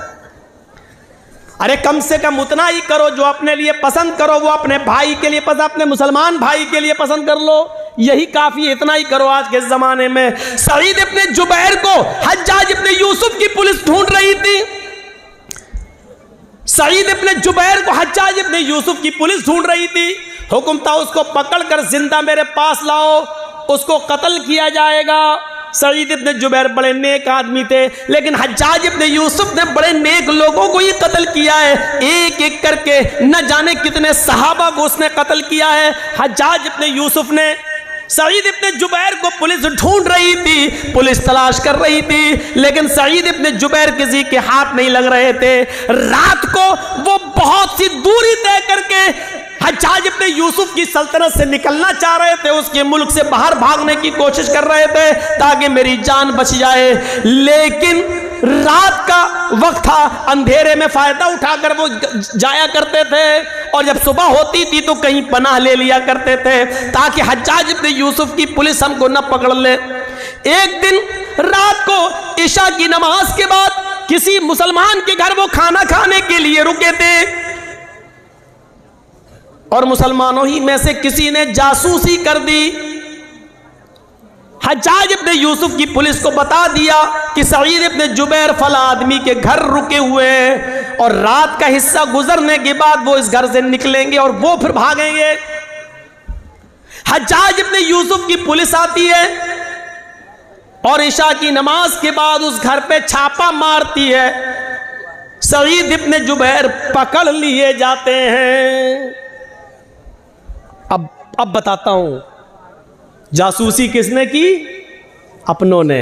अपने ही जासूसी करते हैं। लॉकडाउन के मौके पर आपने देखा होगा, हमारे उत्तर प्रदेश में तो वही हाल था, जब हर चीज़ का गोश्त बंद था, कुछ नहीं ले सकते थे, और चोरी छुपे कोई अगर भैंस काट लेता था तो अपने ही लोग जासूसी करते थे, फलां के घर में भैंस हुई है, और पुलिस आकर छापा मारती थी। जितने की भैंस नहीं उससे ज़्यादा जुर्माना वसूल करती थी। अपने ही जासूसी करते हैं। इनाम का लालच होगा, इतना मिलेगा।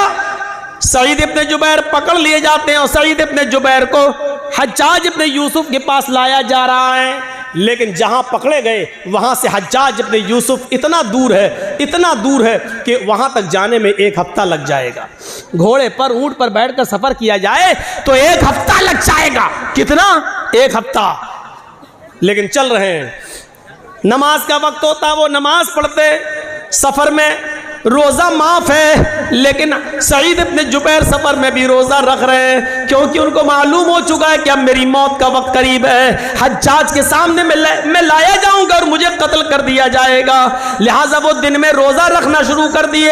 जहां पुलिस वाले आराम करने के लिए रुकते वो वहीं नमाज पढ़ना शुरू कर देते और नफली इबादत करना शुरू कर देते हैं। सईद इब्न जुबैर की इबादत पुलिस वालों को बड़ी पसंद आई, उनका अखलाक बहुत पसंद आया। हज्जाज किन दोनों पुलिस वालों ने 3 दिन के बाद कहा, देखो सईद इब्न जुबैर बड़ा नेक आदमी है, अगर इसको हम हज्जाज के पास ले जाएं तो हज्जाज इसको कत्ल कर देगा, बेचारा बच्चों वाला आदमी है, बीवी बच्चे इसके महरूम हो जाएंगे और हज्जाज को क्या मालूम कि हमने इसको पकड़ा है। ऐसा करो इस बेचारे को छोड़ देते हैं, ये नेक आदमी है, अच्छा आदमी है, हज्जाज तो जालिम है, वो इसको कत्ल कर देगा। इन दोनों पुलिस वालों ने आपस में सलाह और मशवरा किया कि इस नेक आदमी के कत्ल की जिम्मेदारी हम अपने ऊपर न लें, छोड़ देते हैं इसको।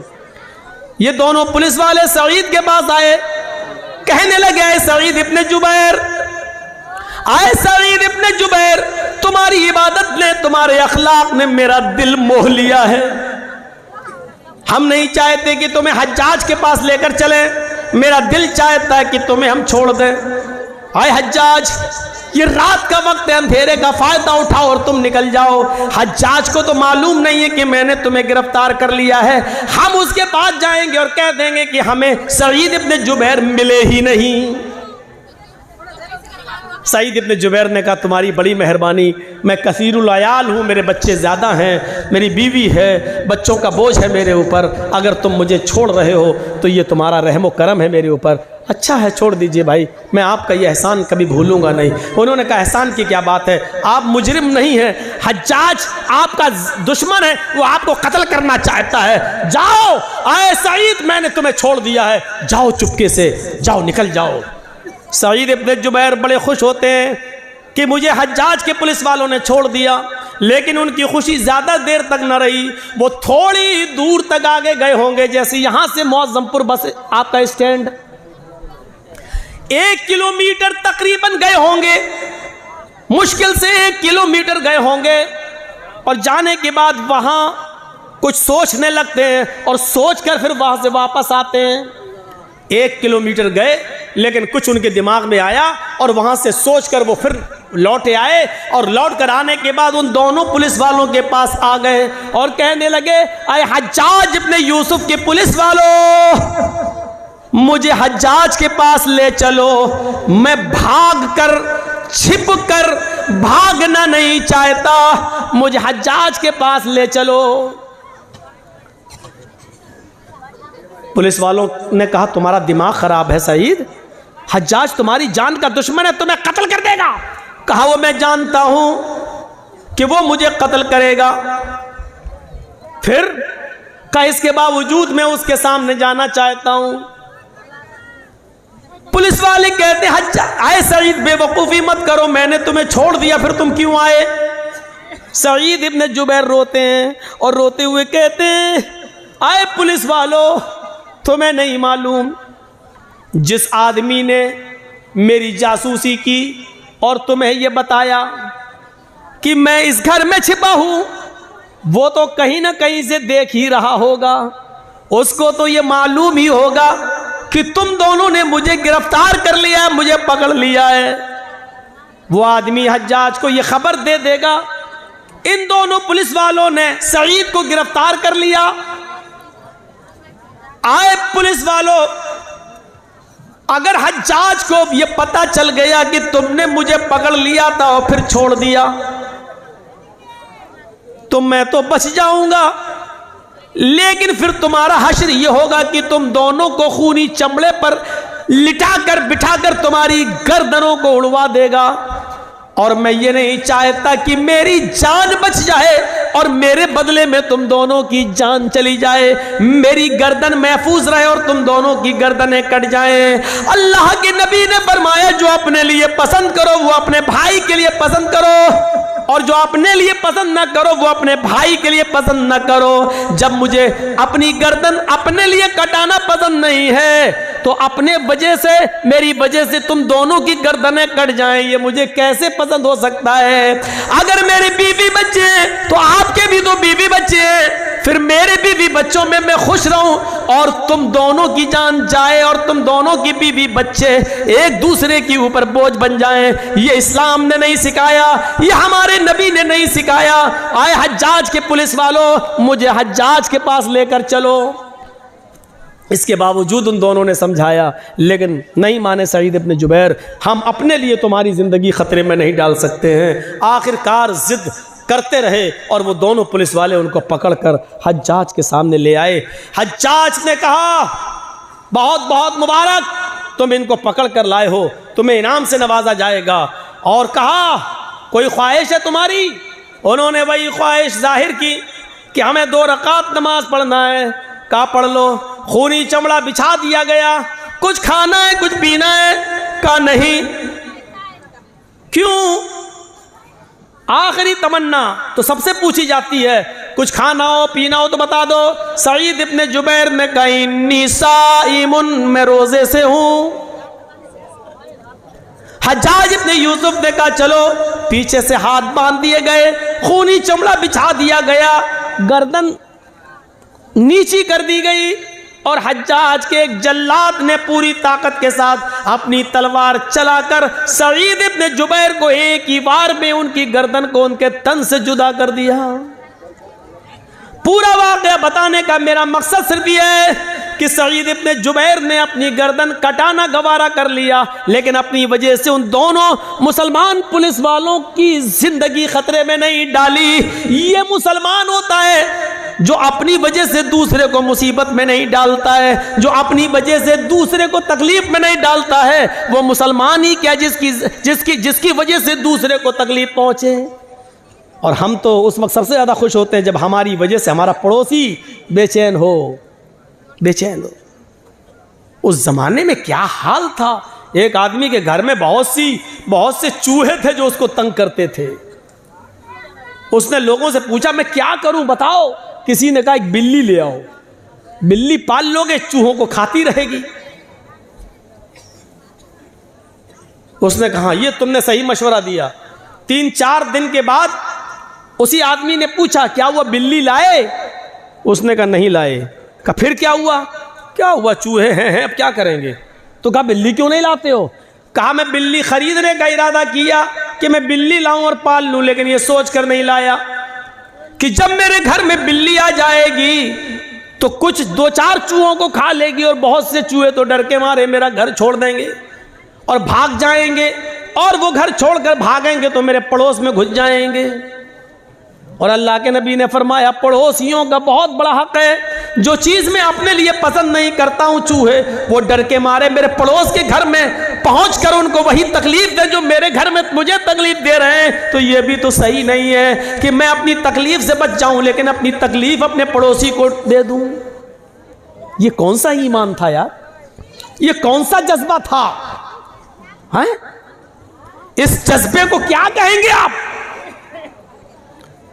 यहां तो बदगुमानियां हमने इतनी पाल रखी है एक दूसरे के खिलाफ। हमारी मौलाना जर्जीस की आपसे बनती नहीं है, आप हमें नहीं देखना चाहते, हम आपको नहीं देखना चाहते, गुस्सा घर में ही हो। अब आपने हमारे खिलाफ बहुत कुछ पाल लिया है, अपने दिमाग में रख लिया है, अब आपका जहन वही कहेगा जो आपके दिमाग में है। अब मौलाना जर्जीस चाहे कितना अच्छा काम कर रहे हो लेकिन आपको बुरा लगेगा। अब जर्जीस साहब नमाज पढ़ के निकलेंगे तो आप क्या कहेंगे, देखो 9 चूहे खा के बिल्ली चली हज कर, कितना बड़ा मुल्ला बना फिर रहा है। अच्छी तकरीर करेंगे तो कहीं देख कैसे दिखावा कर रहा है। क्यों? क्योंकि आपके दिमाग में मेरे ताल्लुक से वही भरा है। आप घर की छत पर खड़े हैं, मैं मस्जिद से निकल कर नमाज पढ़ के निकला हूं और मैं ज़बान में बोलता हुआ बड़बड़ाता हुआ जा रहा हूँ, सुभान अल्लाह अल्हम्दुलिल्लाह, सुभान अल्लाह अल्हम्दुलिल्लाह, मुँह चल रहा मेरा। और आपकी नज़र मेरी नज़र से मिल गई, आप घर की छत पे खड़े हैं, मेरे होंठ हिल रहे हैं और मैंने आपको देख लिया और आपने छत पे देखा ये होंठ हिल रहे हैं, तो आप समझेंगे ये कमीना मुझे गाली दे रहा है। ये बदगुमानी है, यही कुरान कहता है, या अय्युहल्लज़ीना आमनुज्तनिबू कसीरम मिनज़्ज़न इन्न बअज़-ज़न्नि, मोमिनो ईमान वालों एक दूसरे के बारे में ज्यादा बुरे गुमान मत किया करो। बाज गुमान इंसान को गुनाहगार बना देते हैं। एक लड़की हैंडफोन लगाकर चली जा रही है, बातें करती हुई जा रही है, उधर चाय की दुकान पे लड़के बैठे हैं, कहते हैं देख बॉयफ्रेंड से बात करती हुई जा रही है। यही है बदगुमानी। हो सकता है कि वो अपनी माँ से बात कर रही हो सकता है कि वो हॉस्पिटल जा रही हो और उसका बाप बीमार हो, वो अपने भाई से अपने बाप की दवाओं के बारे में पूछ रही हो। हाँ, ये भी हो सकता है कि वो बॉयफ्रेंड से बात कर रही हो। लेकिन हमें अच्छा सोचने का हुक्म दिया गया है, बदगुमानी से हमें रोका गया है कि या अय्युहल्लज़ीना आमनुज्तनिबू कसीरम मिनज़्ज़न, ईमान वालों तुम ज्यादा गुमान मत किया करो, ज्यादा बदगुमानियों से बचो। इन्न बअज़-ज़न्नि, बाज़ बदगुमानियां इंसान को गुनाहगार बना देती हैं। अच्छा, जरूरी भी तो नहीं है, और ये बात जरूरी भी तो नहीं है कि हम जो सोचे वो सही हो। और कभी कभी हो सकता है दो आदमी हम लोग बैठे हैं और दोनों किसी के बारे में सोच रहे हो, दोनों गलत हों। मिसाल के तौर पर हमारे बगल में ये मौलाना साहब बैठे हैं, ये डॉक्टर हैं, हम भी डॉक्टर हैं। एक मिसाल, एक आदमी लंगड़ाता हुआ चला आ रहा है, जर्जीस साहब कह रहे हैं कि उसके पैर में मोच आ गई है इसलिए लंगड़ा रहा है। मैं डॉक्टर हूं, मुझे तजर्बा है कि उसके पैर में मोच आ गई है इसलिए लंगड़ा रहा है। हमारे बगल में जो मौलाना है ये डॉक्टर है, ये कह रहे नहीं नहीं नहीं नहीं नहीं, उसके कमर में दर्द है इसलिए लंगड़ा रहा है। क्योंकि मैं भी डॉक्टर हूं, मुझे भी तजर्बा है, मेरा तजर्बा कहता है कि उसके कमर में दर्द है इसलिए लंगड़ा रहा है। जर्जीस साहब ने कहा अगर उसके पैर में मोच ना आई हो तो 1000 रुपया मैं हार जाऊंगा। मौलाना साहब कहने लगे अगर उसकी कमर में दर्द ना हो तो 1000 रुपया मैं हार जाऊंगा। चलो, 1000 रुपया दोनों मौलाना ने दिया और लियाकत साहब के पास रख दिया, लीजिए, अगर मेरी बात सही निकले तो मैं जीत जाऊंगा, इनकी बात सही निकले तो ये जीत जाएंगे। थोड़ी देर के बाद सामने लंगड़ाता हुआ आदमी सामने आ गया। जर्जी साहब ने पूछा बताओ तुम्हारे पैर में मोच है? मौलाना साहब ने पूछा कहो क्या तुम्हारे कमर में दर्द है? उस लंगड़ाते हुए चल कर आने वाले आदमी ने कहा न तो मेरे पैर में मोच है न कमर में दर्द है। जब कमर में भी दर्द नहीं है, पैर में भी मोच नहीं है, फिर तुम लंगड़ा क्यों रहे हो?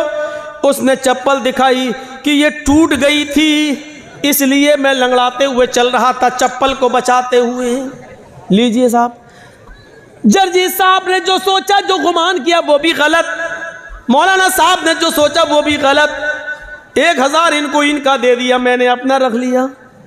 जरूरी नहीं कि आप किसी के बारे में जो सोच रहे हैं वो सही ही हो। इसलिए कुरान कहता है ज्यादा बदगुमानी से बचो, क्योंकि बाज़ बदगुमानियां इंसान को गुनाहगार बना देती हैं। बाज़ बदगुमानियां इंसान को गुनाहगार बना देती हैं। मेरे प्यारे साथियों, तसव्वुर करो इमाम औज़ाई रहमतुल्लाह अलैह के बीवी के पास एक औरत मिलने आई। सुबह फजर की नमाज के बाद, सूरज निकलने के बाद उनसे एक औरत मिलने आई। किससे? इमाम औज़ाई रहमतुल्लाह अलैह की बीवी से।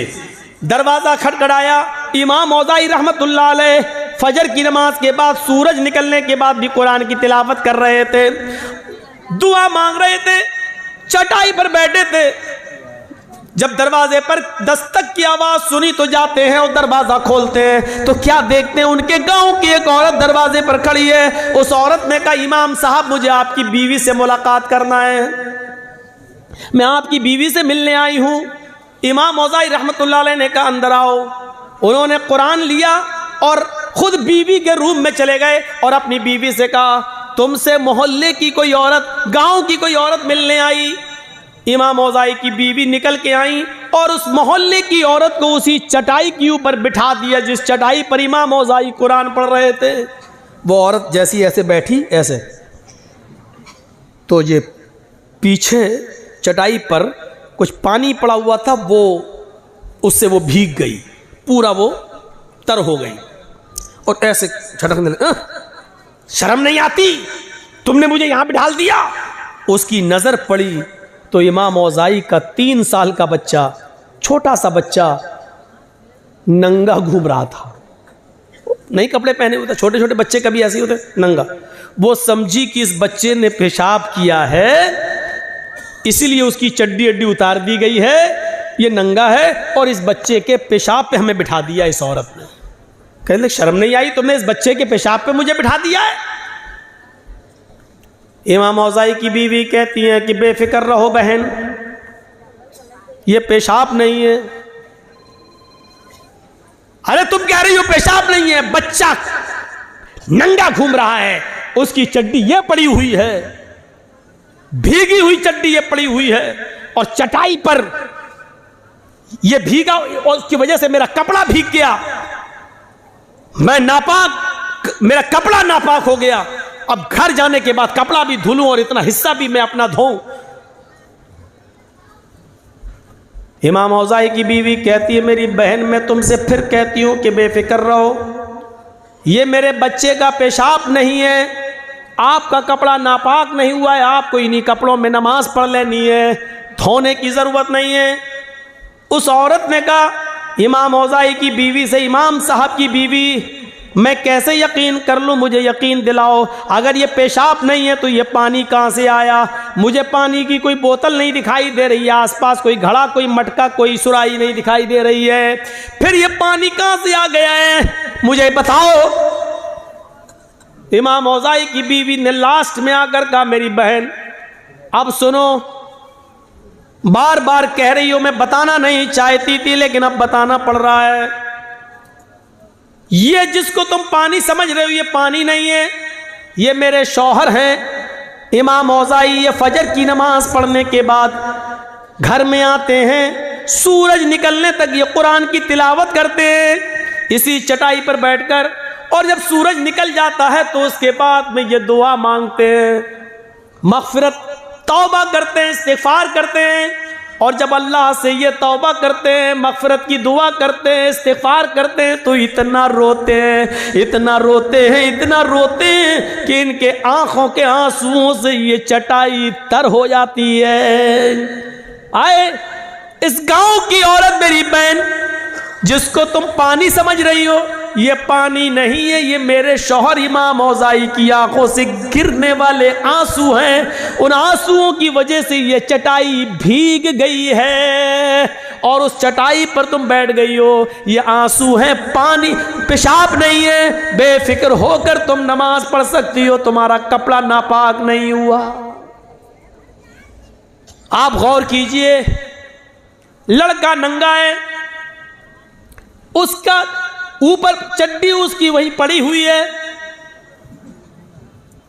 गांव की औरत ने भी यही सोचा कि ये पेशाब होगा क्योंकि बच्चा नंगा घूम रहा है, लेकिन जरूरी नहीं कि उसने जो सोचा वो सही हो।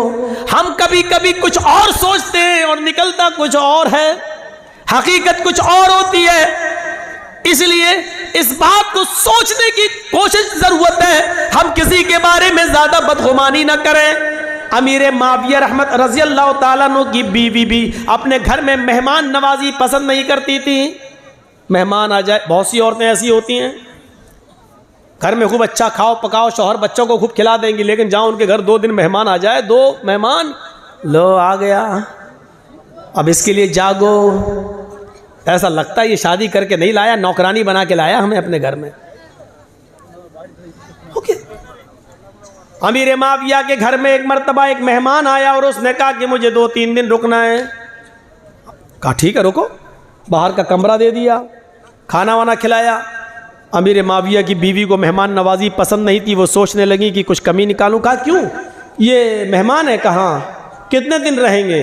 कहा पता नहीं कितने दिन रहेगा, 3 दिन तो वैसे ही उसका हक है, 3 दिन तक तो मैं उसको कुछ कह ही नहीं सकता, 3 दिन के बाद अगर रहता तो उसकी मर्जी। अच्छा ठीक है। शाम का वक्त हुआ, इमाम अमीर माविया की बीवी ने सोचा कोई ऐसी कमी निकालूं, इसको घर से निकलवा दूं। इशा की नमाज के बाद अमीर माविया ने उस अपने मेहमान के कमरे में चटाई रख दी, रात में तहज्जुद पढ़ते हो तो पढ़ लेना, लोटा रख दिया, अगर वुजू बनाना हो तो पानी ये है, एक दूसरा पानी रख दिया, अगर इस्तिंजा करना हो तो बाहर से दरवाज़ा खोलना और यहाँ खाली मैदान पड़ा है, यहाँ पर आप पेशाब करना हो तो यहाँ कर लेना और यहीं पर नमाज़ पढ़ लेना और फजर में इंशाअल्लाह मस्जिद में मुलाकात होगी। कहा ठीक है। बाहर का सिस्टम सब अलग करके अमीर माविया सो गए। थोड़ी देर के बाद जब उनकी बीवी ने देखा कि अमीर माविया सोए हुए हैं, रात काफ़ी हो गई है, कहा कि उठें और देखें कि मेहमान क्या कर रहा है। मेहमान अगर जग रहा हो और कुछ उल्टी सीधी खुराफात कर रहा हो तो अमीर माविया को जगाऊं और कहूँ कि और उसको निकाला जाए। अमीर माविया की बीवी उठती हैं और अपने मेहमान के रूम तक जाती हैं और दरवाजे में कान लगाती हैं तो क्या सुनती हैं कि मेहमान बड़ा बेहुदा और गंदा गाना गा रहा है। आवाज़ बड़ी प्यारी थी उसकी, सुरीली। उस सुरीली आवाज़ में वो बेहुदा और इश्किया गाना गा रहा, बड़ा बेहुदा गाना। अमीर माविया की बीवी को एक नुक्ता मिल गया, एक पॉइंट मिल गया। वो जल्दी से जाती है और अपने हस्बैंड को जगाती है, उठो। कहा क्या है, इधर आओ, देखो तुम्हारा मेहमान क्या कर रहा है। अरे मेहमान क्या कर रहा है, उसका तो रूम मैंने अलग कर दिया है, उसका कमरा अलग कर दिया है। अरे इधर तो आओ, इधर आओ, उठो उठो उठो। उठाया, देखो देखो देखो। कहा अरे कमरा बंद है। अरे दरवाज़ा, कान लगाओ, कान लगाओ। जब कान लगाया तो गाना बड़ा बेहुदा गाना गा रहा है। अमीर माविया से कहने लगी, देखो अभी भी इसको घर में रखोगे, ये ऐसा गाना गा रहा है, लगता है जैसे इसके घर में कोई माँ बहन बेटी ना हो, ऐसा गंदा गाना। अमीर माविया ने अपनी बीवी का हाथ पकड़ा और उसको खींच कर अपने बिस्तर पर लाए और फरमाया, जब मैंने उसके कमरे को अलग कर दिया, उसके रूम को अलग कर दिया, उसकी चटाई अलग कर दी, उसका मुसल्ला अलग कर दिया, उसका वुजू का लोटा अलग कर दिया, जब मैंने उसके कमरे से कोई मतलब भी नहीं रखा तो तुमने दरवाजे पर कान लगाकर उसके अंदर की जासूसी क्यों की है? क्या तुम्हें नहीं मालूम मोहम्मद रसूलुल्लाह ने फरमाया, अगर घर के दरवाजे सब बंद हो और कोई तुम्हारे घर में झांकने की कोशिश करे, सुराख से या दीवार पर चढ़कर या किसी सांस से अगर तुम्हारे घर की जासूसी करे और तुम्हारी नजर पड़ जाए तो बाहर निकल कर तुम उसकी दोनों आंखें फोड़ सकते हो, तुम्हें कोई गुनाह नहीं। तुम उसकी जासूसी क्यों कर रही हो? वो अंदर क्या कर रहा, हमें क्या मतलब? भाई अंदरूने खाना से हमें क्या मतलब, वो घर के अंदर क्या कर रहा है? तुम्हें किसी के घर के अंदरूनी मामले से क्या लेना देना? तुमने जासूसी क्यों की? अमीर माविया की बीवी बोलती, अब भी मुझी को कहोगे? कहा हाँ तुम्ही को कहूंगा। अल्लाह के रसूल ने जासूसी से मना किया, तुमने जासूसी क्यों की? चलो लेट जाओ, सो जाओ। ये देखो इनको बताया तब भी हम ही को डांट रहे हैं। ठीक है सोती हूँ। अब वो सोने लगी। अब अमीर माविया देख रहे हैं कि ये सो जाए तब मैं जाऊं उसको समझाऊं अकेले में, ये सो जाए। अब वो देख रहे सोए कि नहीं। काफ़ी देर के बाद उसको नींद आई और थोड़ी देर के बाद नाक का जनरेटर चलने लगा, खर्र खर्र। अमीर माविया समझे हाँ बेहोशी में हो, अब सो गई है। अब उठूं और उसको समझाऊं। अब मैं अपने मेहमान को समझाऊं। अकेले में नसीहत करो तो ज़्यादा फायदा करती है। अमीर माविया उठते हैं, उसके कमरे की तरफ जाते हैं, कान लगाकर सुनते हैं कि एक बार और देख लूं, अगर जाग रहा है तो अंदर जाऊं और नहीं जाग रहा हो, सो रहा होगा तो उसकी नींद खराब करने से क्या फ़ायदा। सुबह फजर के बाद जगा दूंगा, सुबह फजर के बाद समझा दूंगा। तो कान लगाते हैं कि देखें गाना गा रहा कि नहीं। अब जब कान लगाया तो क्या सुनते हैं कि वही मेहमान अब कुरान की तिलावत कर रहा है। अभी थोड़ी देर पहले गाना गा रहा था, लेकिन अब इतनी देर के बाद जब दोबारा कान लगाकर सुना तो वही मेहमान सुरीली और बेहतरीन क़िरात में कुरान की तिलावत कर रहा है। अमीर माविया भागते हुए गए और अपनी बीवी को उठाए, उठ उठ उठ उठ। कहा क्या? अरे उठ तो। कह रहे मैं इतनी गहरी नींद में सो रही थी, तुमको क्या सुबह नाश्ता हमें बनाना है, दोपहर में खाना हमें बनाना है, मेरी जान पर इतने काम पड़े हुए हैं, तुमने मुझे उठा दिया। अरे इधर आओ। कहा क्या है? कहा सुन सुन। कहने जासूसी करना तो मना है, फिर क्यों करवा रहे हो? कह रहे कर तो पहले सुन, तो खुद मना करते हो खुद सुनवाते भी हो। कहाँ पहले सुन। बड़ा बहरूपिया है ये तो। कहा क्या? अभी तो गाना गा रहा था, कुरान पढ़ रहा है। कहाँ? अच्छा ये बताओ जासूसी क्यों करवाई? कहा मेरी बीवी जासूसी यकीनन मना है, लेकिन हम में और तुम में फ़र्क है। तुमने मुझे मेरे भाई की बुराई दिखलाई, तुमने मुझे मेरे भाई की बुराई दिखलाई और मैंने तुम्हें अपने भाई की खूबी दिखलाई। अल्लाह के नबी फरमाते हैं बुराइयों पे पर्दे डालो और खूबियों को बयान किया करो। हम खूबी बयान कर रहे हैं, देखो ये मेरे भाई की एक अलामत। वो तो ठीक है, लेकिन बहरूपिया गाना क्यों गा रहा था? का सुबह निपटेंगे। फजर की नमाज दोनों ने जमात से पढ़ी और फजर की नमाज के बाद अमीर माविया ने उससे रात का मंजर बयान किया कि तुम गाना गा रहे थे और बाद में कुरान। तो उसने कहा जब आपको मालूम ही हो गया है तो सुन लो, मुझे बहुत टेंशन है, मेरी जिंदगी गमों में घुली जा रही है, मुझे एक पल भी सुकून नहीं मिलता है, इतने टेंशन है, इतने गम है। जब मुझे बहुत ज़्यादा गम होते हैं और जब गमों की वजह से मुझे नींद नहीं आती है, करवटें बदलता रहता हूँ, तो फिर मैं गुनगुनाने लगता हूँ, गाना गाने लगता हूँ, अपना दिल बहलाने की कोशिश करता हूँ, लेकिन गाना गाने की वजह से मेरे गम और बढ़ते जाते हैं, मेरी उलझनें और बढ़ती जाती है। फिर मैं वुजू बनाता हूँ और कुरान की तिलावत करना शुरू कर देता हूँ, इसलिए कि अल्लाह ने फरमाया अला बिज़िक्रिल्लाहि तत्मइन्नुल कुलूब, अल्लाह का जिक्र करने से ही दिलों को सुकून मिलता है। इसलिए मैं दिल को सुकून हासिल करने के लिए मैं कुरान की तिलावत करने लग जाता हूँ। अमीर माविया ने कहा जिंदगी से लड़ना सीखो, जिंदगी से लड़ना सीखो, गमों को पछाड़ना सीखो। गम हर इंसान की जिंदगी में आ सकते हैं, इससे लड़ना सीखो, गमों पर सब्र करो। और जब तुम्हें गम बहुत ज्यादा आ जाया करें और जब तुम्हें सोने न दिया करें तो तुम कुरान पढ़ लिया करो, इसलिए कि अल्लाह के ताला ने कहा है कुरान की तिलावत ही तुम्हारे दिलों को सुकून पहुंचा सकती है, तुम्हारे दिलों को सुकून दे सकती है। जिन लोगों को टेंशन बहुत रहता है, सुन लो, जिन लोगों को बहुत ज्यादा दिमागी उलझन रहती है, जो लोग बहुत ज्यादा दिमागी टेंशनों के शिकार हैं, मेरी 3 बेटियां 4 बेटियां बड़ी हैं, जवान है, शादी नहीं हो रही है, मेरा बच्चा बड़ा हो गया, शादी के लायक हो गया, फिर भी माँ बाप की बात नहीं सुनता है, फिर भी घर देर से आ रहा है, जिनको 50 किस्म के गम खाए जा रहे हैं, उनको एक दुआ सिखला कर जा रहा हूं। ये दुआ को अपना वजीफा बना लो, ला हौला वला कुव्वता इल्ला बिल्लाह।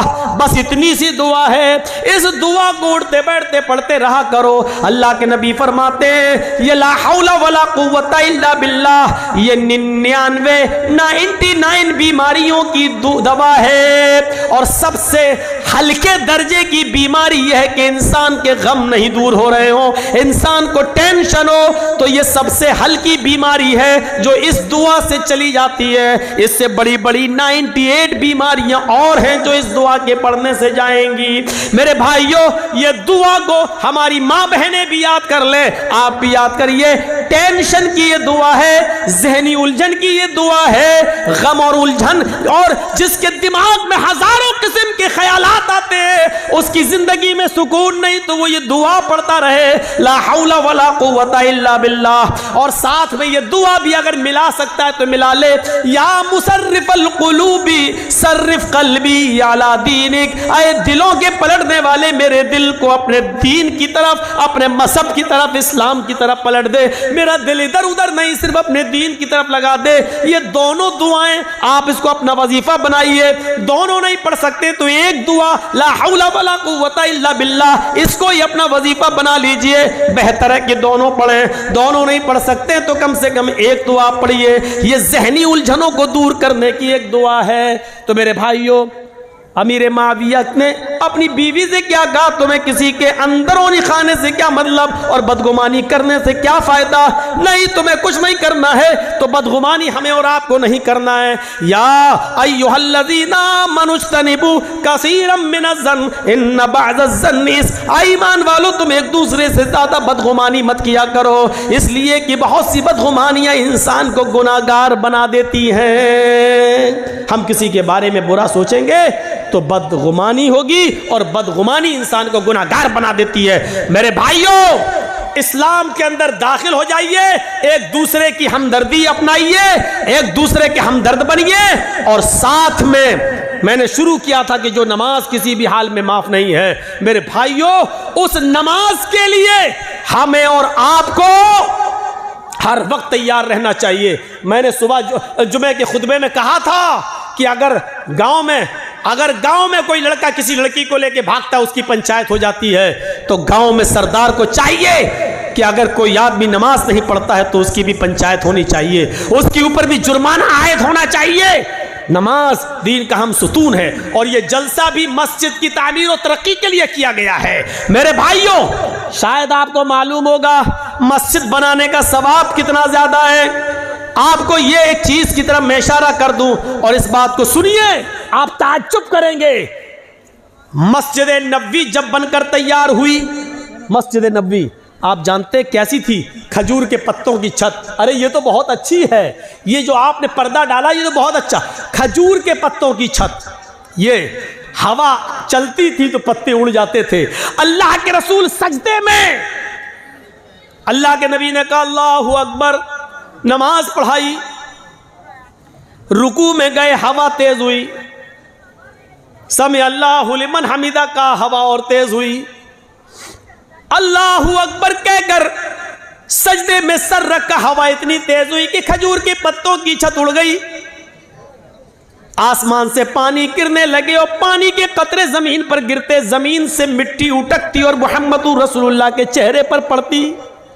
अल्लाह के नबी ने जब नमाज पढ़ाकर सलाम फेरा, सलाम अलैकुम बरहमतुल्लाह, सलाम अलैकुम बरहमतुल्लाह, और चेहरा जब सहाबा की तरफ किया, सहाबा ने उस चेहरे पर मिट्टी लगी हुई देखी, जिस चेहरे को कभी देखकर हसन इब्ने साबित ने कहा था व अहसन मिनका लम तरा कत्तु ऐनी व अजमल मिनका लम तलिदिन निसाउ, दुनिया में आपसे ज्यादा हसीन बेटा पैदा ही नहीं हुआ और आपसे ज्यादा खूबसूरत बच्चा दुनिया की किसी औरत ने पैदा ही नहीं किया। और जाबिर इब्ने सबुरा ने कहा था, आए चांद तू क्यों निकलता है, आए चांद तेरा चेहरा मेरे नबी के चेहरे से अच्छा नहीं है, आए चांद तेरे चेहरे को भी अगर हुस्न और खूबसूरती और रोशनी मिली है तो वो मेरे नबी के चेहरे से मिली है। ये जाबिर इब्ने सबुरा ने कहा था। मेरे भाइयों, उस चेहरे पर आज मिट्टी लगी हुई देखी। सहाबा ने कहा अल्लाह के रसूल, क्या इस मस्जिद के लिए हम पक्की छत न बनवा दें? आपने कहा इस छत के लिए बहुत से पैसों की, दौलत की जरूरत है। सहाबाए किराम ने ताउन करना चाहा। हजरत उस्मान गनी उठे और फरमाया किसी एक से भी लेने की जरूरत नहीं है, इस मस्जिद नबवी की पूरी तामीर मेरी जिम्मेदारी है। एक आदमी हर साहबी देना चाह रहा था, लेकिन एक ही साहबी ने कहा बस जितना भी खर्चा होगा मैं लगाऊंगा। क्या आपके इलाकों में ऐसे सरदार नहीं मिलेंगे, ऐसे सरपंच नहीं मिलेंगे, ऐसे अमीर लोग नहीं मिलेंगे जो मस्जिद की एक एक चीज ले लें?